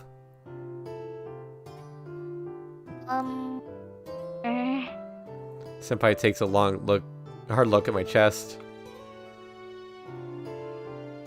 This is a healed wound, isn't it? She must be surprised to see the old wound on my chest. The burn-like marks are right in the middle of my chest. She might be surprised at seeing them because she didn't know. Yeah, they're fine. It's already been 8 years. See, thank goodness. If this wound was the reason you're acting funny, I'd have to take... Just put a save here. No matter how I feel, the morning is always the same. As I approach the school, I begin to catch sight of more and more students in uniform. It's Saturday, right before the day off. My footsteps falter as I think about how this is my last school day ever. But still, as calmly as I can, I walk along the road that has become so familiar to me over the last 2 years. It's only a little way to the school once I pass this intersection. The light turns red and I stop in front of the crosswalk. The school fence is on the other side of it. Since it's a school path, the footpath is protected by a guardrail. Even now, the students in front of me are heading towards the school gate.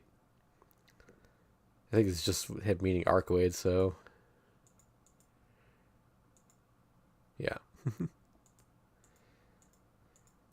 Something might change here, but I'm just going to click through it quickly. Time to run. Let's see what the flowchart says here.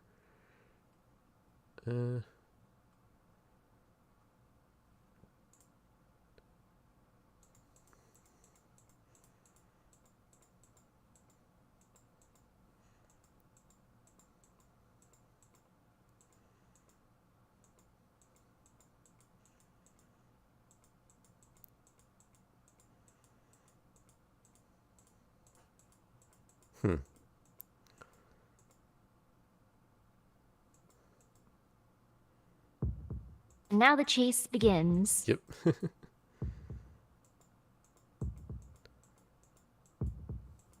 It looks like it converges back at, cooperating with her, but, yeah, if there's any change here, it's a very subtle one. I'm gonna do a little skip.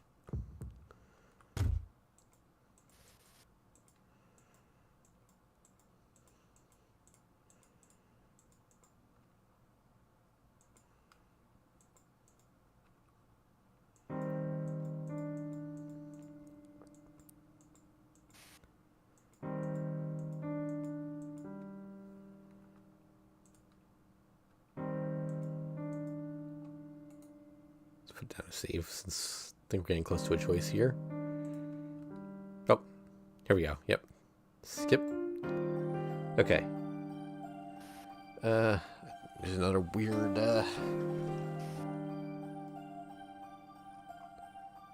Okay, so we incremented flag 2, which means...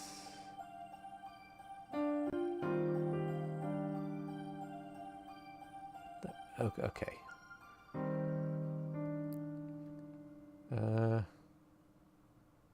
What the heck? Alright. So I have to look ahead here just because,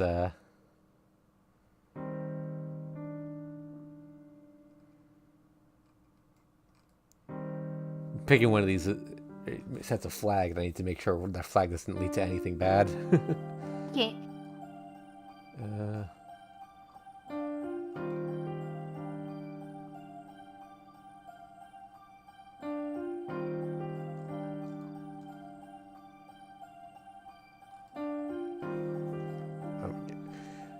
Oh my god. So flag. Wait, so. Okay, so we've incremented flag 2. If I pick this choice, it leads to increments flag 3, and if flag 3 is set, then I gotta do a control F now, because. Oops. Well, I just fucked everything up.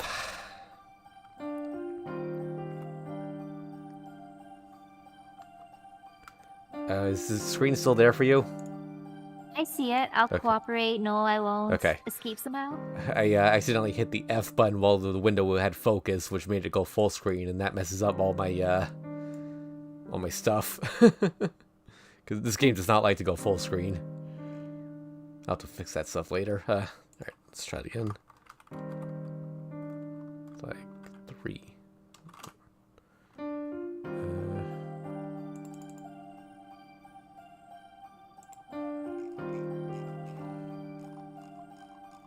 This flowchart just can be a pain sometimes.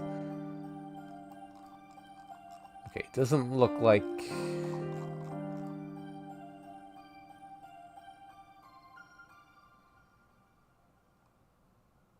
Okay, alright, so this doesn't matter.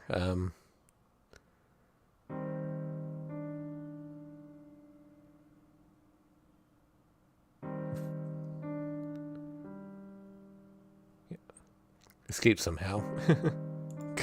It's impossible. I was almost killed by just one black dog. If I become her lookout, who knows what'll happen? Hey, hurry up and answer. I don't think I'm being unreasonable here. She doesn't understand. It's evident she can't see that she's recklessness incarnate. If I get involved further with her, she'll drag me past the point of no return. I've got to find a chance to escape. Alright, listen to what you've got to say. Putting my hands on the wall, I somehow managed to stand up on my own. I've got to pass through that small road if I'm to get to the main street from here. Fortunately, it's further away from her than it is for me. If I set off while pretending to talk, I could probably make it to the main street. Oh yeah. We still don't even know each other's names yet. I guess it is a bit too fast to ask you to cooperate with me. She nods in agreement. Isn't it? If you tell me more details, I might agree to help. Really? And then what should I talk about first? How about the vampire incident that's got this town in an uproar? Or maybe I should explain what we'll be doing from now on? She makes a serious face while she thinks. This is my only chance. I run as fast as I can. I run to the road that leads to the main road in one breath. Huh? I can hear her voice from behind me, but it's too late. Now I'll definitely be able to escape. Huh? That's strange. As I take a few steps forward, I fall down hard on the ground. What are you doing? She comes over, giving me a look more filled with amazement than concern. Nothing, I just wanted to run for a bit. It seems she hasn't realized I was trying to escape. I get up, but... Ow. I feel incredible pain on the joints of my foot. I can't get up. I guess I was a bit too hard on you back there, sorry.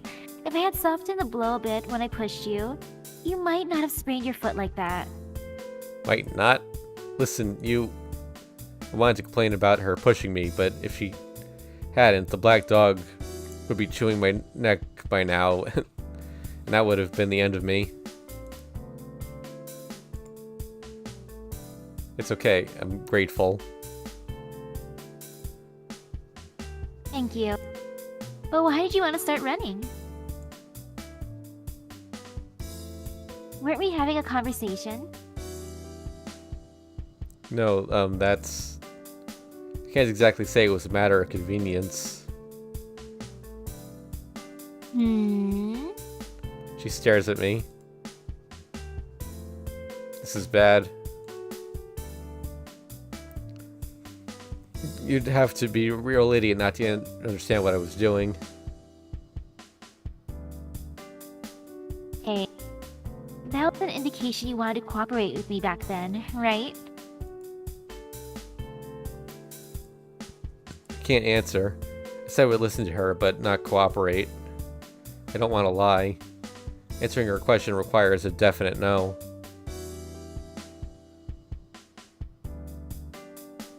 So you know, I know what sort of person you are. Don't give me a half-hearted response. If you run away now, I'll just be going to your house next. But that means she's going to come to the mansion even if I escape from here. She's got me. If that were to happen, it wouldn't just be my problem. Akiya, Hisui, and Kohaku-san might get attacked by this crazy person too. What a mess. Sorry, I keep right-clicking for some reason. It's like I never had a choice in the first place. Don't mind either way. The vampire's familiar. Has already seen you. So you'll be surely attacked. If you go around by yourself, you might act as a decoy too. Hey, don't tell me that. Yes, that familiar recognized you as being on my side. Then that means I'll be attacked by those things like that even if I don't help her. So, what's it gonna be? Are you going to keep watch while I sleep? Or are you going to drive out those familiars by yourself? The results are going to be the same. I can't do anything but nod. You swindler. Oops. Sorry, I just had a Discord message and I got distracted for a second. Sighing, I nod to indicate that I will help her. Okay, our contract is established. Where did all that anger from just a moment ago disappear to? Speaking in a cheerful tone, she extends her hand to me. I guess I can finally introduce myself now. I'm Arcueid. My last name is really long, so just Arcueid is fine for now. I think this is the same as before. Okay. Yeah.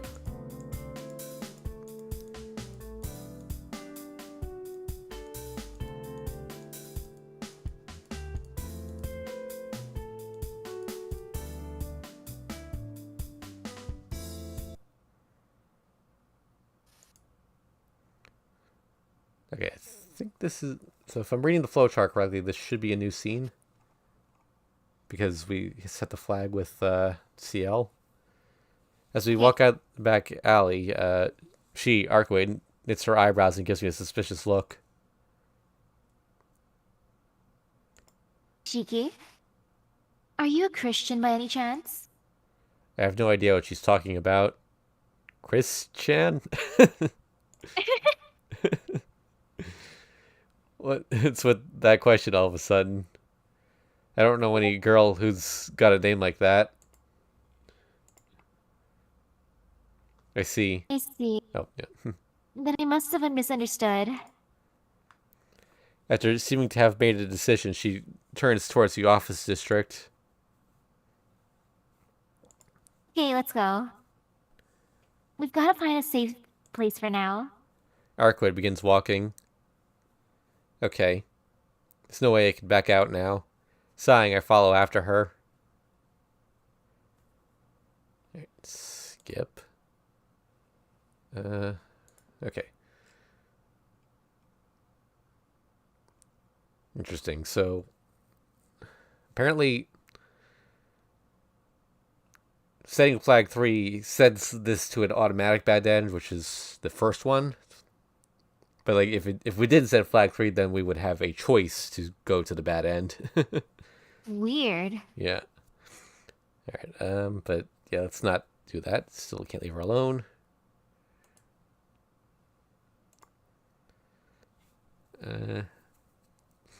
This is about giving her the glasses. Doesn't really matter, so we'll just skip.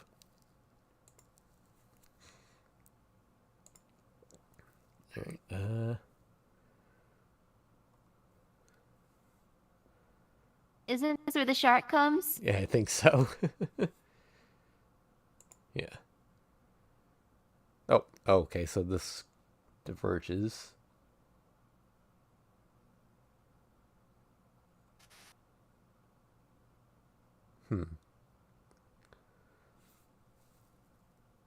Okay.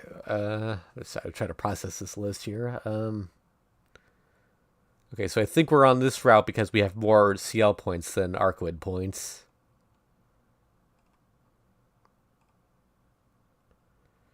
Alright. I decided what to do from the very beginning. Taking the knife out of my pocket, I walk up to the door. Okay. I'm going to check things out. Don't leave this room until I come back. I step out in the hallway, shaking off Arcueid's look as that she wants... shaking off Arcueid's look that she wants to say something. No one is in the hallway. I couldn't hear from inside, but the hallway is noisy. So I'm still looking at the... So apparently there would have been an unavoidable bad end here if we had more CL points than Arcueid points and also didn't set that flag with CL earlier. Wow. Yeah. Our route really is tricky. Yeah. So unfortunately, there's no way for us to actually view that bad end unless we go back a ways and make very different choices. But yeah, we'll just move on then. Alright, no one is in the hallway. I couldn't hear from inside, but the hallway is noisy. It's not that this floor is noisy. Rather, the noise is coming from beneath my feet. There's some kind of ruckus on the floor below. I can hear that noise of many people talking. That's odd. It's just past 4 in the morning. Even under the assumption that some people have woken up early, it's not normal for this many people to be up at this hour.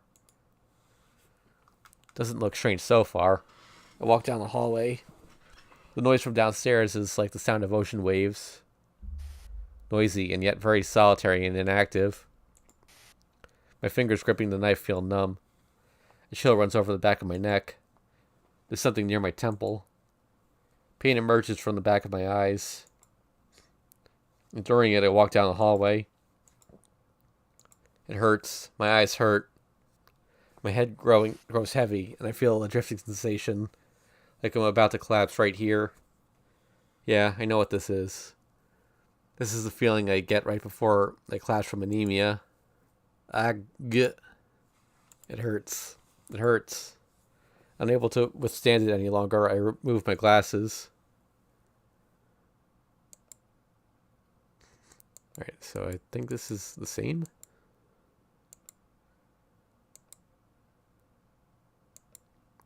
Call the elevator.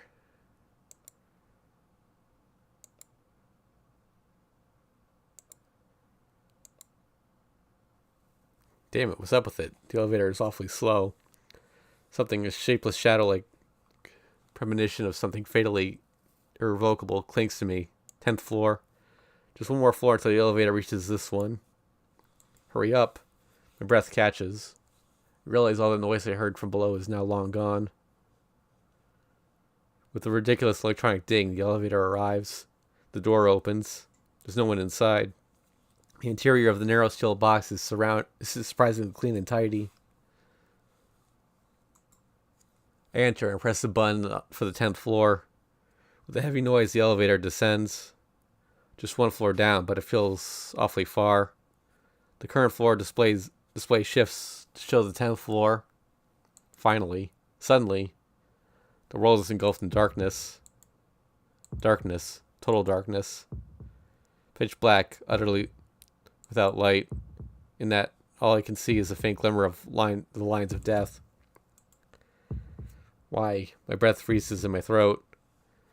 From all around, some kind of rustling sound, like the sound of insects crawling around, can be heard. Rustle, rustle, rustle, rustle, rustle, rustle, rustle. I'm about to cry out, but I hold back my scream. First, I've got to examine the situation, just like Sensei taught me long ago, and then think carefully. Taking a huge breath, I manage to calm my thoughts. I see, a blackout. But a hotel like this should have a backup generator for occasions like this. Something must be wrong with the cables, if even that's not working. Rustle, rustle, rustle. Gripping the knife, I tense up. The sound of crawling insects is coming from around the elevator. It feels like there are hundreds of giant cockroaches clinging to the outside of the elevator. There's no point in staying here. This display stopped when the 10th floor was lit. That means that if I open the door, I should be at the 10th floor.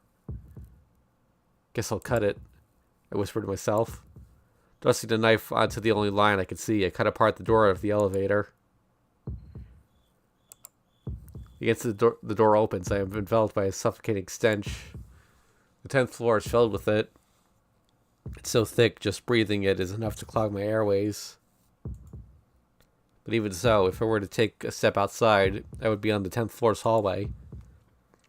In the distance, there is a faint glow of the lamp marking the fire escape. Apart from that, the world is painted over in darkness. I take a step outside. Is anyone... I'm about to say there, but I stop. I don't quite know why, but I feel as though it would have been a bad idea to raise my voice. I take another step. Slowly, I enter the hallway. The corridor reeks of the terrible smell. A raw smell. The smell of beasts. That and a grinding sound coming from somewhere.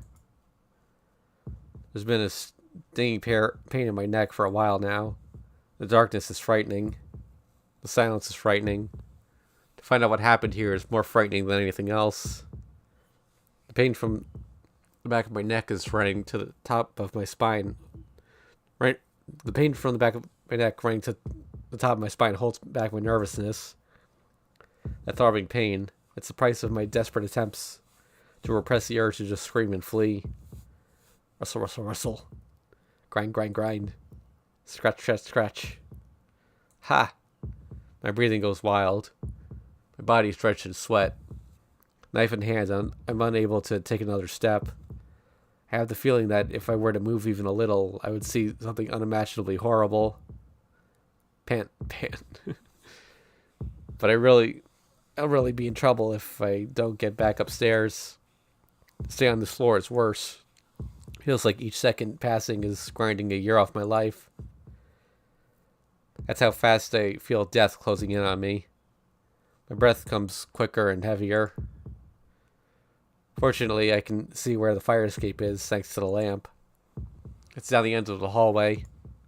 If I can reach that green emergency light, I can go back upstairs. Gripping the knife, I set off down the dark hallway. Splash. I can hear something from beneath my feet. I guess the hallway is soaked in water. In addition, my feet keep bumping into things as I walk. Even so, I stay silent. Bearing with the terrible stench smothering me, I head for the emergency light. Only a few more meters to go. Then I see something squirming beneath the emergency light. Eh? I break my silence. A squishing, lukewarm sound. A dry, grinding sound. The wild, panting breath of beasts. What? Under the green light of the fire escape, all sorts of animals are swarming around some human-shaped object. I can't tell what sorts of animals are eating it.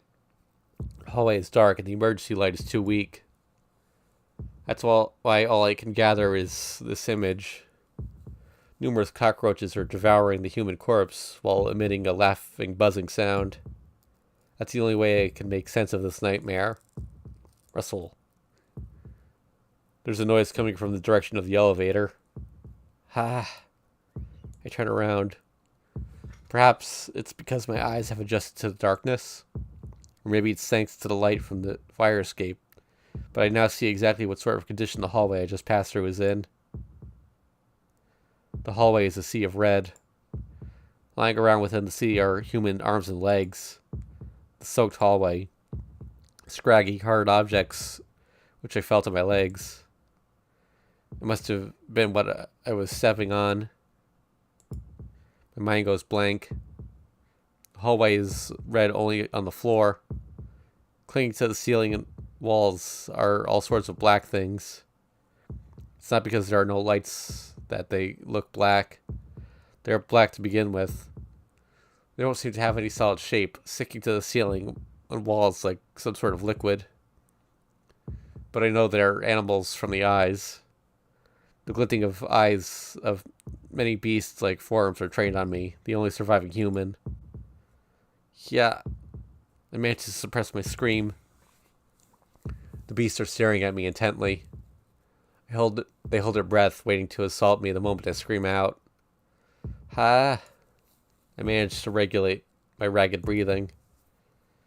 I can feel it awfully so. At the moment I cry out, they'll all attack me at once. None of the creatures on the wall possess the same eyes. It's almost ridiculous to see even shark-like eyes clinging to the wall. I order my feet to move, but they won't budge an inch. I can't move. My feet will not move after having seen a world like this. Grind, grind, grind. The noise from beneath the emergency light grows smaller. Those beasts are probably finishing off the corpse. My breath catches. The wrestling draws closer. It seems the creatures found their next prey called Tonoshiki. But my legs will not move. This world is too different. My mind doesn't operate properly. I've made a mistake. I shouldn't have come to this floor. Then I can hear a terribly familiar sound. The very normal sound of human footsteps. A completely normal, common sense sound from the world I lived in until a moment ago. Ah! My numbed mind infuses strength into my paralyzed legs. I run. Kicking up soaked blood in the hallway, I dash towards the emergency light. Run. I have to get away from this place as fast as possible. But that was a mistake. Reacting to my dash, the black things clinging to the wall and ceilings crash after me like a wave. I dash towards the stairs with everything I have. But the black wave is so many times faster than I am, and in an instant my body is not consumed. Squeak, squeak. With a cry, the black wave halts before my eyes. I don't get it. But this is probably my last chance. I run towards the stairs. Instead of running towards me, the beasts beneath the emergency light or headed towards the elevator I was just in, towards the sound of footsteps. Ahead of the animals, I can hear what sounds like a kitchen knife slicing vegetables. Something human silhouette is slashing the black animals. But I don't have time to discern this identity. Using my hands and feet, I rush up to the fire stairs like a dog. So like I said, this is supposed to lead to an unavoidable bad ending if you don't trip a flag. Mm-hmm. So I guess like it would have been right there where you died, but because we did the thing with Ciel, she saves us here. That's probably what happened. Which is great. I'm gonna drop a save here. I climb back up to the 11th floor. The surroundings are still pitch black. But here, there is no trace of that stench. That raw stench of beasts, blood, and entrails. I managed to get up, and tracing along the wall, I walk back towards Arcueid's room. The light comes back on. This floor is still as it was before. The only thing that's different is me, splattered here and there in blood. My pants are completely red, as if they had been crimson to begin with. Red flecks are all over me. My arms and chest, even my face. Sorry, excuse me. So that's how it was. I should have realized it when I was in front of the elevator. The moment the noises from downstairs ceased. At that point, there was no longer anyone else alive. What was that? What was that just now? A sea of blood. If the floor below this one was like that, what were the other floors like? What was the scene of that scene of carnage? What was that scene of hell? This and that and this and that. All of it has been the work of the enemy Arcueid was talking about. My teeth grind together. They clutch together so tightly it feels like they're going to shatter. My body is still trembling. My consciousness is still numb. More than all of that, I can't accept that spectacle. What was that just then? What, all those incomprehensible animals devoured all the guests staying on the lower floors? Have they all been killed and eaten? One-sidedly, pointlessly killed without a chance to argue, escape, or even call for help? You've got to be kidding me. I clenched the knife tightly, and then, with a cheerful electronic ding, the elevator, which stopped on the 10th floor, reaches this one. I turn back to face the elevator, now about 10 meters down the hall. The door opens. Within are 2 black dogs. I see. You guys came after me. I grip the knife with both hands. The black dogs burst out from the elevator. They break into a run. Of course, towards me, the last prey. The black dogs are coming for me. On their bodies, I can see an infinite number of lines, and their foreheads, the point of death. Without hesitating, first I stab the dog that leaps at me in the forehead. The black dog falls to the floor without even giving a scream. He's taking this a lot better than the first time around, huh? Yeah, way better. It melts into a black liquid. After that, the other black dog bounced towards me. It leaps. Its speed belies all human comparison. It doesn't even take 2 seconds to cover the 10 meters down the hallway. Line up the knife again, but not quickly enough. The black dog opens his mouth. The mouth is filled with fangs, so many times sharper than the knife I have, and they're aimed straight at my throat. Accurate and fast. The instant I realize they are drawing upon me, the fangs bite into my throat with a crunch. I die. Wait, what? Wait, what? No, but that's not right. I can't be killed by something like this, and I refuse to die. This tragedy would not cause me to hesitate. A hot summer's day. It happened long ago, 8 years ago. I've seen something even more terrible. Thrust. I thrust my knife into the forehead of the black dog, biting into my neck. My arm moved just before the black dog ripped through my throat. It was done rather perfectly, even for myself. Like a machine whose sole function is to cut, I plunged the knife into the dog's forehead without any useless or wasted movement. Because that is where the first dog's point was. Normally, even if the brain is destroyed, the muscles try to execute the commands that they have received from the brain. Black Dog would have probably ripped through my throat even if I had simply pierced its head. Well, normally that would happen. The Black Dog is dead. That is a complete stoppage. Yeah, I think this silence is the same. Yeah. I think I also collapsed onto the floor. Tired. Lean back against the wall and look up at the ceiling. My head hurts. The world's become a patchwork, and here and there I could see black points of death. My body is freezing, but my mind is burning feverishly. Gah. Right beside me lie the corpses of 2 black dogs. One of my arms is covered in blood. The other clutches a red knife.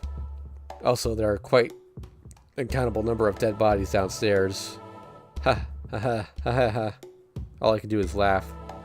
Because this isn't real. There's no way this could be real. What point did I, with my eyes wide open, start seeing a nightmare? Ding dong.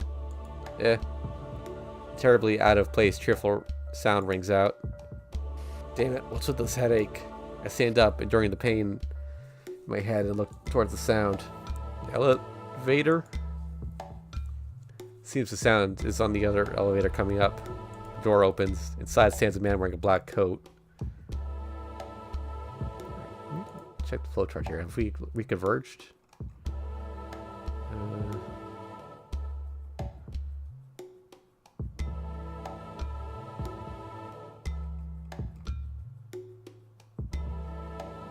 Not quite yet, but the headache worsened. Yes, I've seen him before.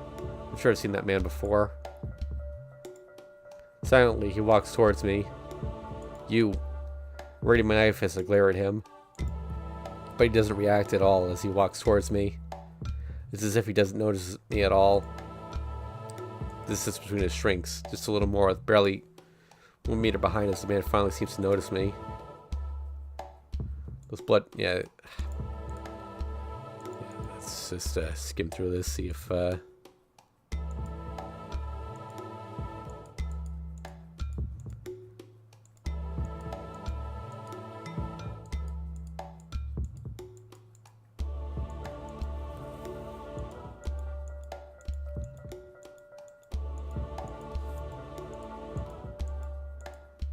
feed.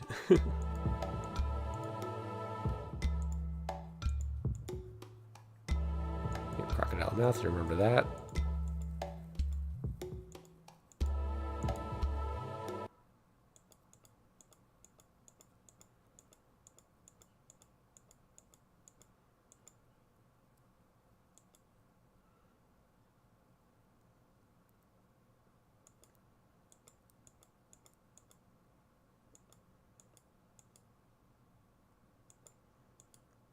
This is where Yeah, Arcueid Arcueid. comes in? Yep.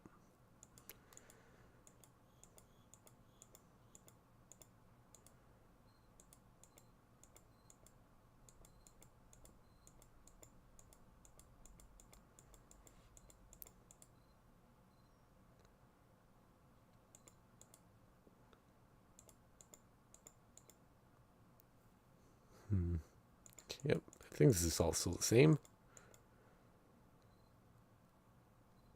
Yeah. I'm just wondering if Ciel will show up at some point and change the story, but that doesn't seem to be happening.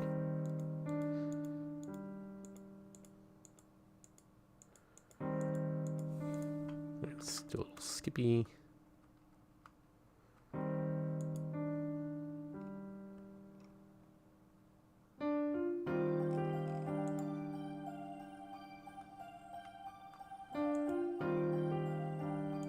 Well, this just proves that she was, like, stalking them the whole time.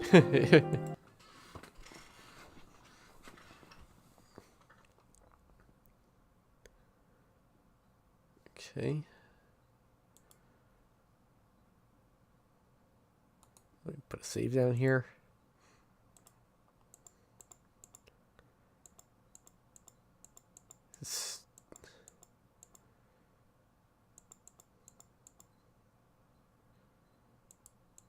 Yep, that's all the same.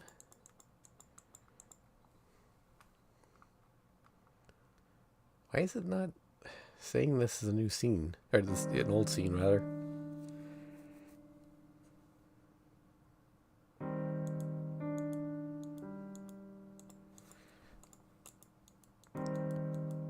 Like, maybe the news will be different.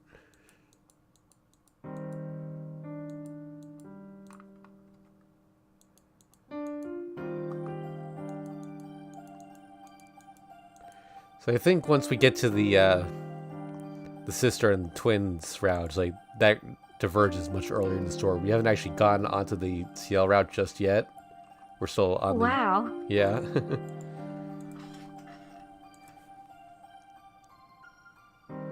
Looks like it's I think the split happens after Nero's defeated.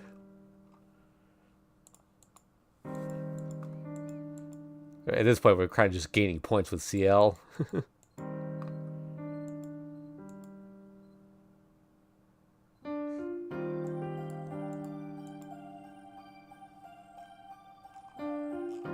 Oh, just want to place some flowchart. Hold on a sec.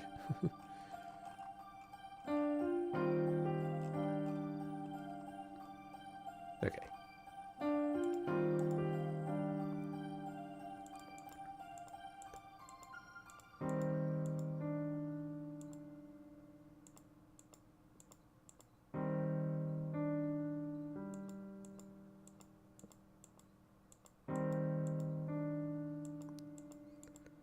What's wrong, Shiki?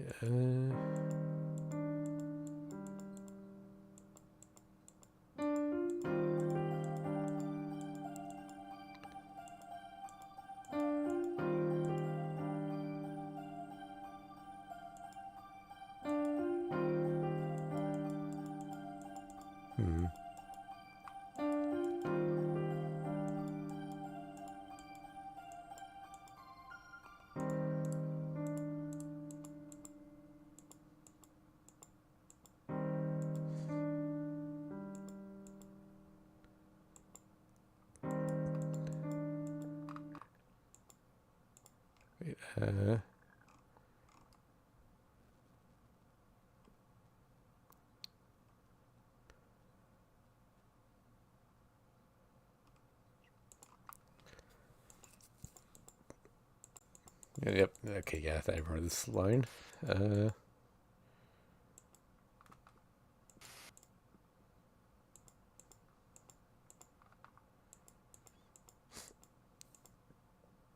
I see we're on the flowchart. This is technically a different scene, but it leads to the same choices in the end, so it's...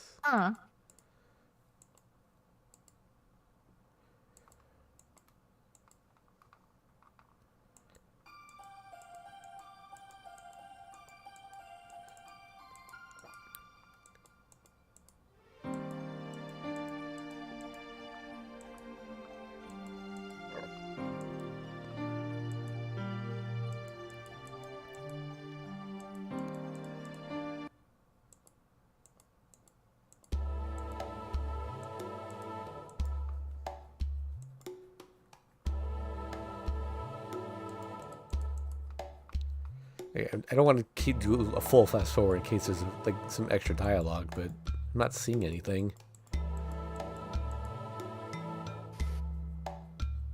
Okay, so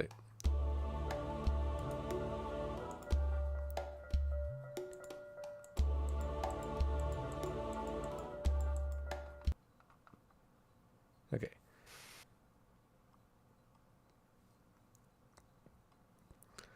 So this choice actually doesn't matter exactly. Picking the first option increases points with Arcueid, which we don't really care about, so we'll do the refusal this time.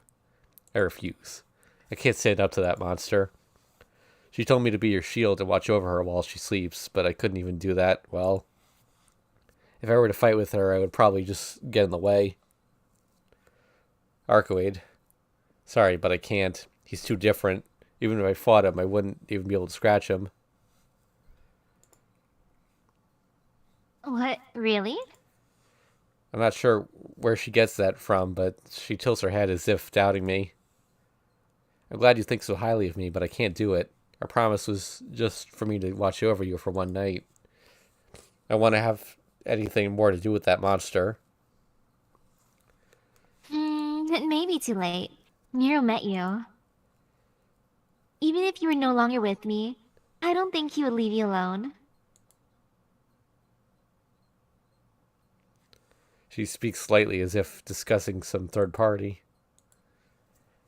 What? I blurt out, and then I understand.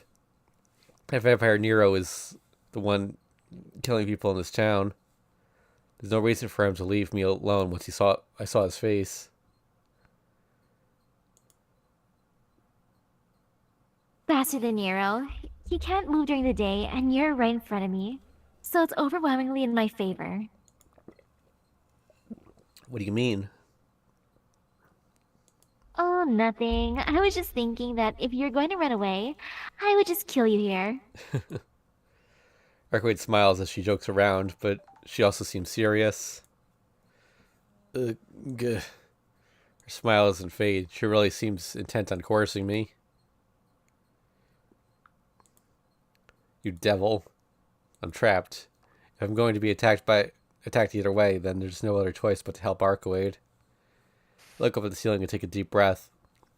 Fortunately, that prepares me just a bit for what is to come.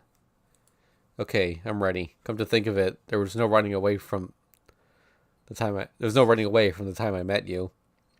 Coming this far, I guess I have no choice but to go all the way. Alright, that's a skip. Alright, so yeah, this is the Nero fight. We want to attack. Skip. Okay,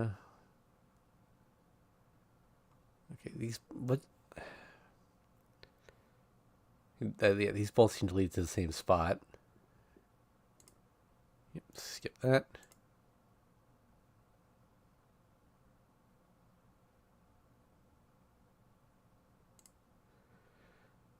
Okay.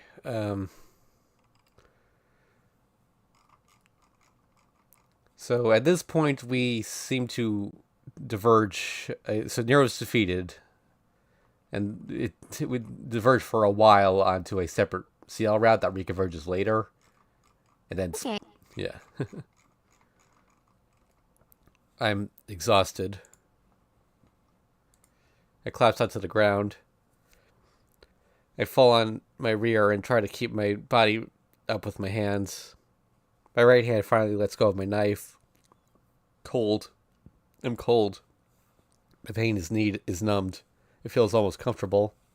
My body is ripped with canine bite marks and beak marks. Well, there's no mistake that I'll probably die like this. Key. Arcueid's voice. Run, you're getting targeted. Arcueid shouts as she dashes towards me. Eh? I stare up at the night sky as I sit. There, I see in the white moon, and the figure of a blue crow. It screams as it falls straight towards me. It drops down to pierce my brain with its sharp beak. I try and stand up to escape, but my body is at its limit. I try to stand up, but only end up collapsing on the ground. Because I fell on my back, I get a disturbingly clear view of the crow. It dives just like a bullet towards my face, and with the sound of sliced flesh, it dies right before my eyes. The blue crow was impaled by a flying nail, which looks like a large sword. It had to have come from somewhere above. I look up at the night sky. There is the white moon. And there's someone dressed in black, priest-like garments. The figure stands on the street light and stares down at me. Despite just being almost killed, I vacantly think those high-laced boots look really cool. The figure doesn't say anything. The emotionless eyes resemble the sharp moonlight. The figure really resembles Senpai. My mind swims. Caw! The crow's death cry.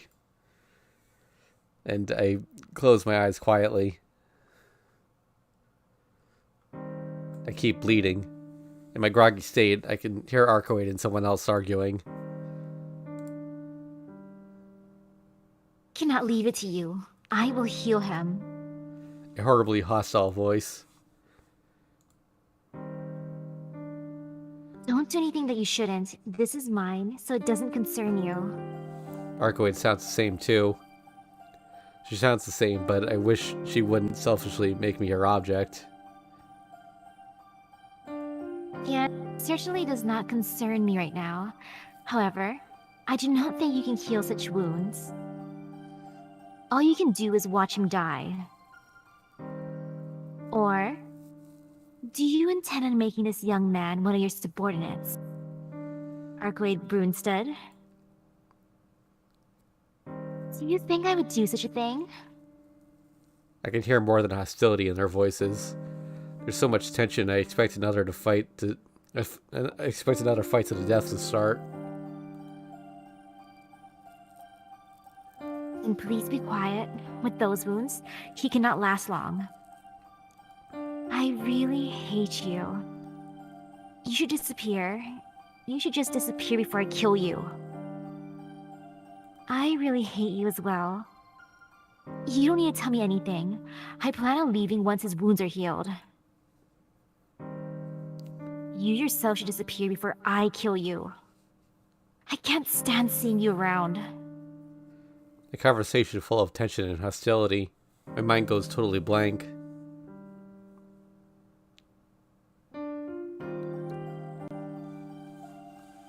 Hard. Yeah, it's hard. I feel something hard against my back, and it causes me to wake with a start.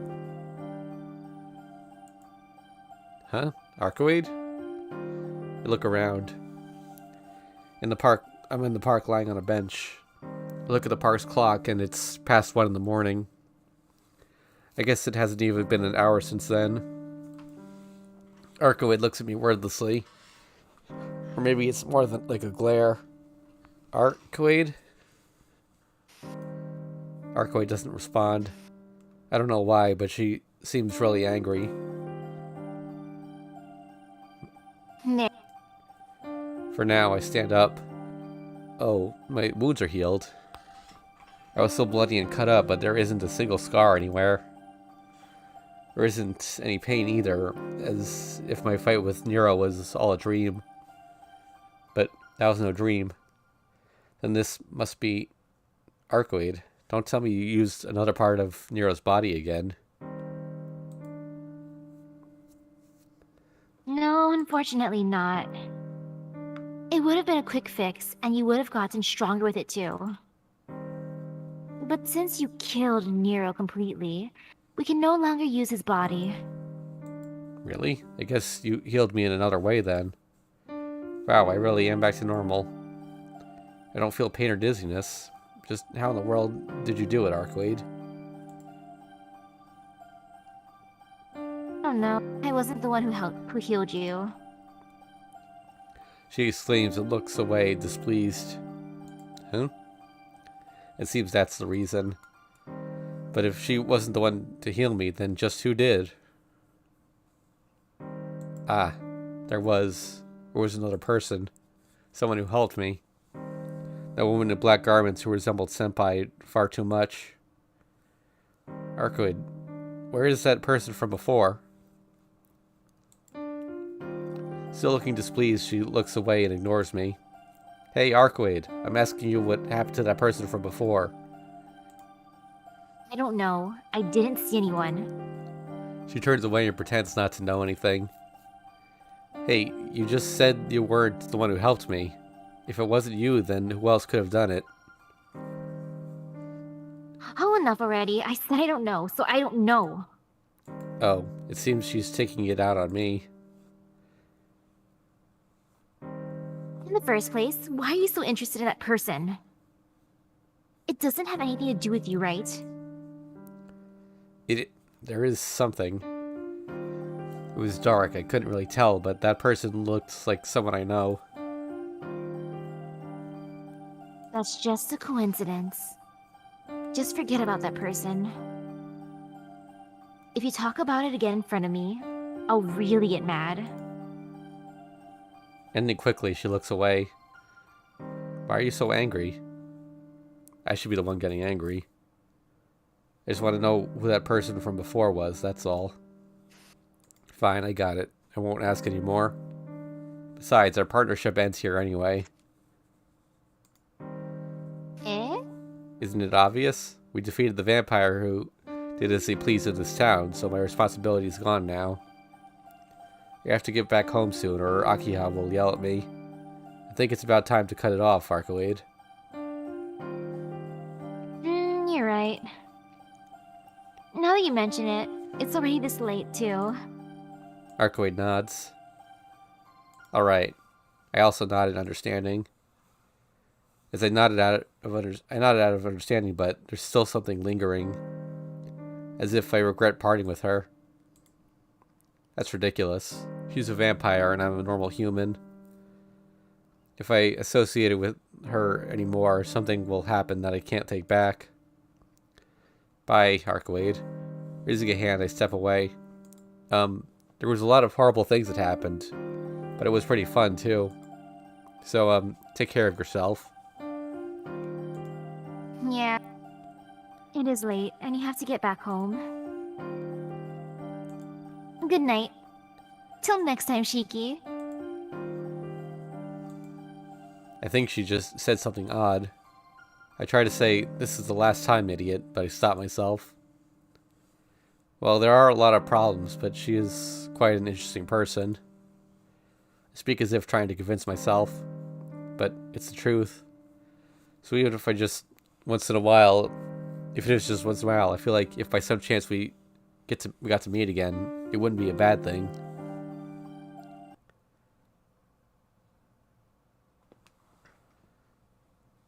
Hold on a sec. I return to the mansion. It's about 2 in the morning and there's not a single light on in the mansion. I have to sneak in, climb over the fence and enter the garden. Fortunately, the door is open and I'm able to enter inside without waking anyone. Sigh. I get back to my room and take a deep breath. It's over. I truly feel all the events these past 3 days, all the strange things, are actually finished. Well then, time for bed. I sink my tired body into bed and fall asleep. Or at least I intended to. But I just can't sleep. My mind and body are tired, but I can't stop thinking about that figure, and I can't sleep. It couldn't have been Senpai, but she resembles Senpai so much. I couldn't get a good look at her face, so I can't say for sure. So I think it's just my mistake. Tomorrow, I'll ask her at school. Yeah, that's right. I can see her at school at any time, so I'll ask her then. Then she can just say, that wasn't me, and it'll be alright. Alright, that's what I'll do. It's decided.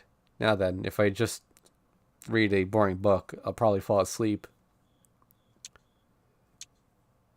Immortality. If those words are to be a grand reality, it would be one of the things which would define eternity. But in reality, nothing in existence has reached that level. For example, those vampires occasionally spoken of in legends are not immortal. After all, they are defective because they require stealing from others to exist. Furthermore, the fact that their supplemental parts have to be of the same species, in this case, generally referring to humans, means that they are not versatile at all. They call themselves the transcendent race, but that is not evolution, it is degeneration. That which cannot function independently in perpetuity cannot be called eternal. It is presumptuous to call it something immortal if it depends on others to halt its aging. There already exists something close to perfection which can function independently in perpetuity. It feeds on itself and multiplies. It has no such thing as a lifespan. Old cells become food as nutrients and new cells are produced from it, such as a jellyfish. However, it is perpetual only because it has no intelligence. If having no intelligence is fine, then it is no different from gaining eternity by death. If you want to be eternal living as a human, it is impossible by the method of immortality. Long years destroy the body and wear away flexibility of the mind. Immortality or eternity. I have no attachments to saint immortality. Persistently maintaining individuality makes eternity unattainable. Instead of gaining immortality as a single human, I chose the affinity in which to continue to exist eternally. I see. Certainly a different approach than I. Is that his room? Yeah, I'm not sure. Chicy, interesting decorations you got there. I'm not even sure if this is even cheeky. Like, this might just be an interlude with the vampires or something. I see. Certainly a different approach than I. However, with your method, will you not lose eternity at the existence of the human race? Your method always requires an unborn child other than yourself.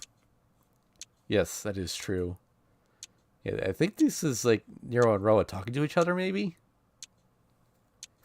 But if no other humans existed, I would not be able to confirm my own self.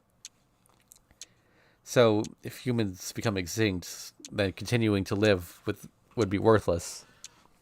At that point, immortality would end. I do not understand your theory. That is far from the thesis of eternity, serpent. No, it is eternity. When the time comes to perish, everything should perish. If observers cease to exist, then that means everything is unchanging. The eternity I embody is temporary until that time occurs. I cannot turn everything into nothingness. Therefore, I will continue living until it happens. Although I have not found I have found yet another amusement. Is that what you called me? Yes. I will show you a mystic method which allows you to slightly shape what is inside you. There is something I wish for you to catch using this achievement from the age of the gods. Chaos. Ooh, chaos.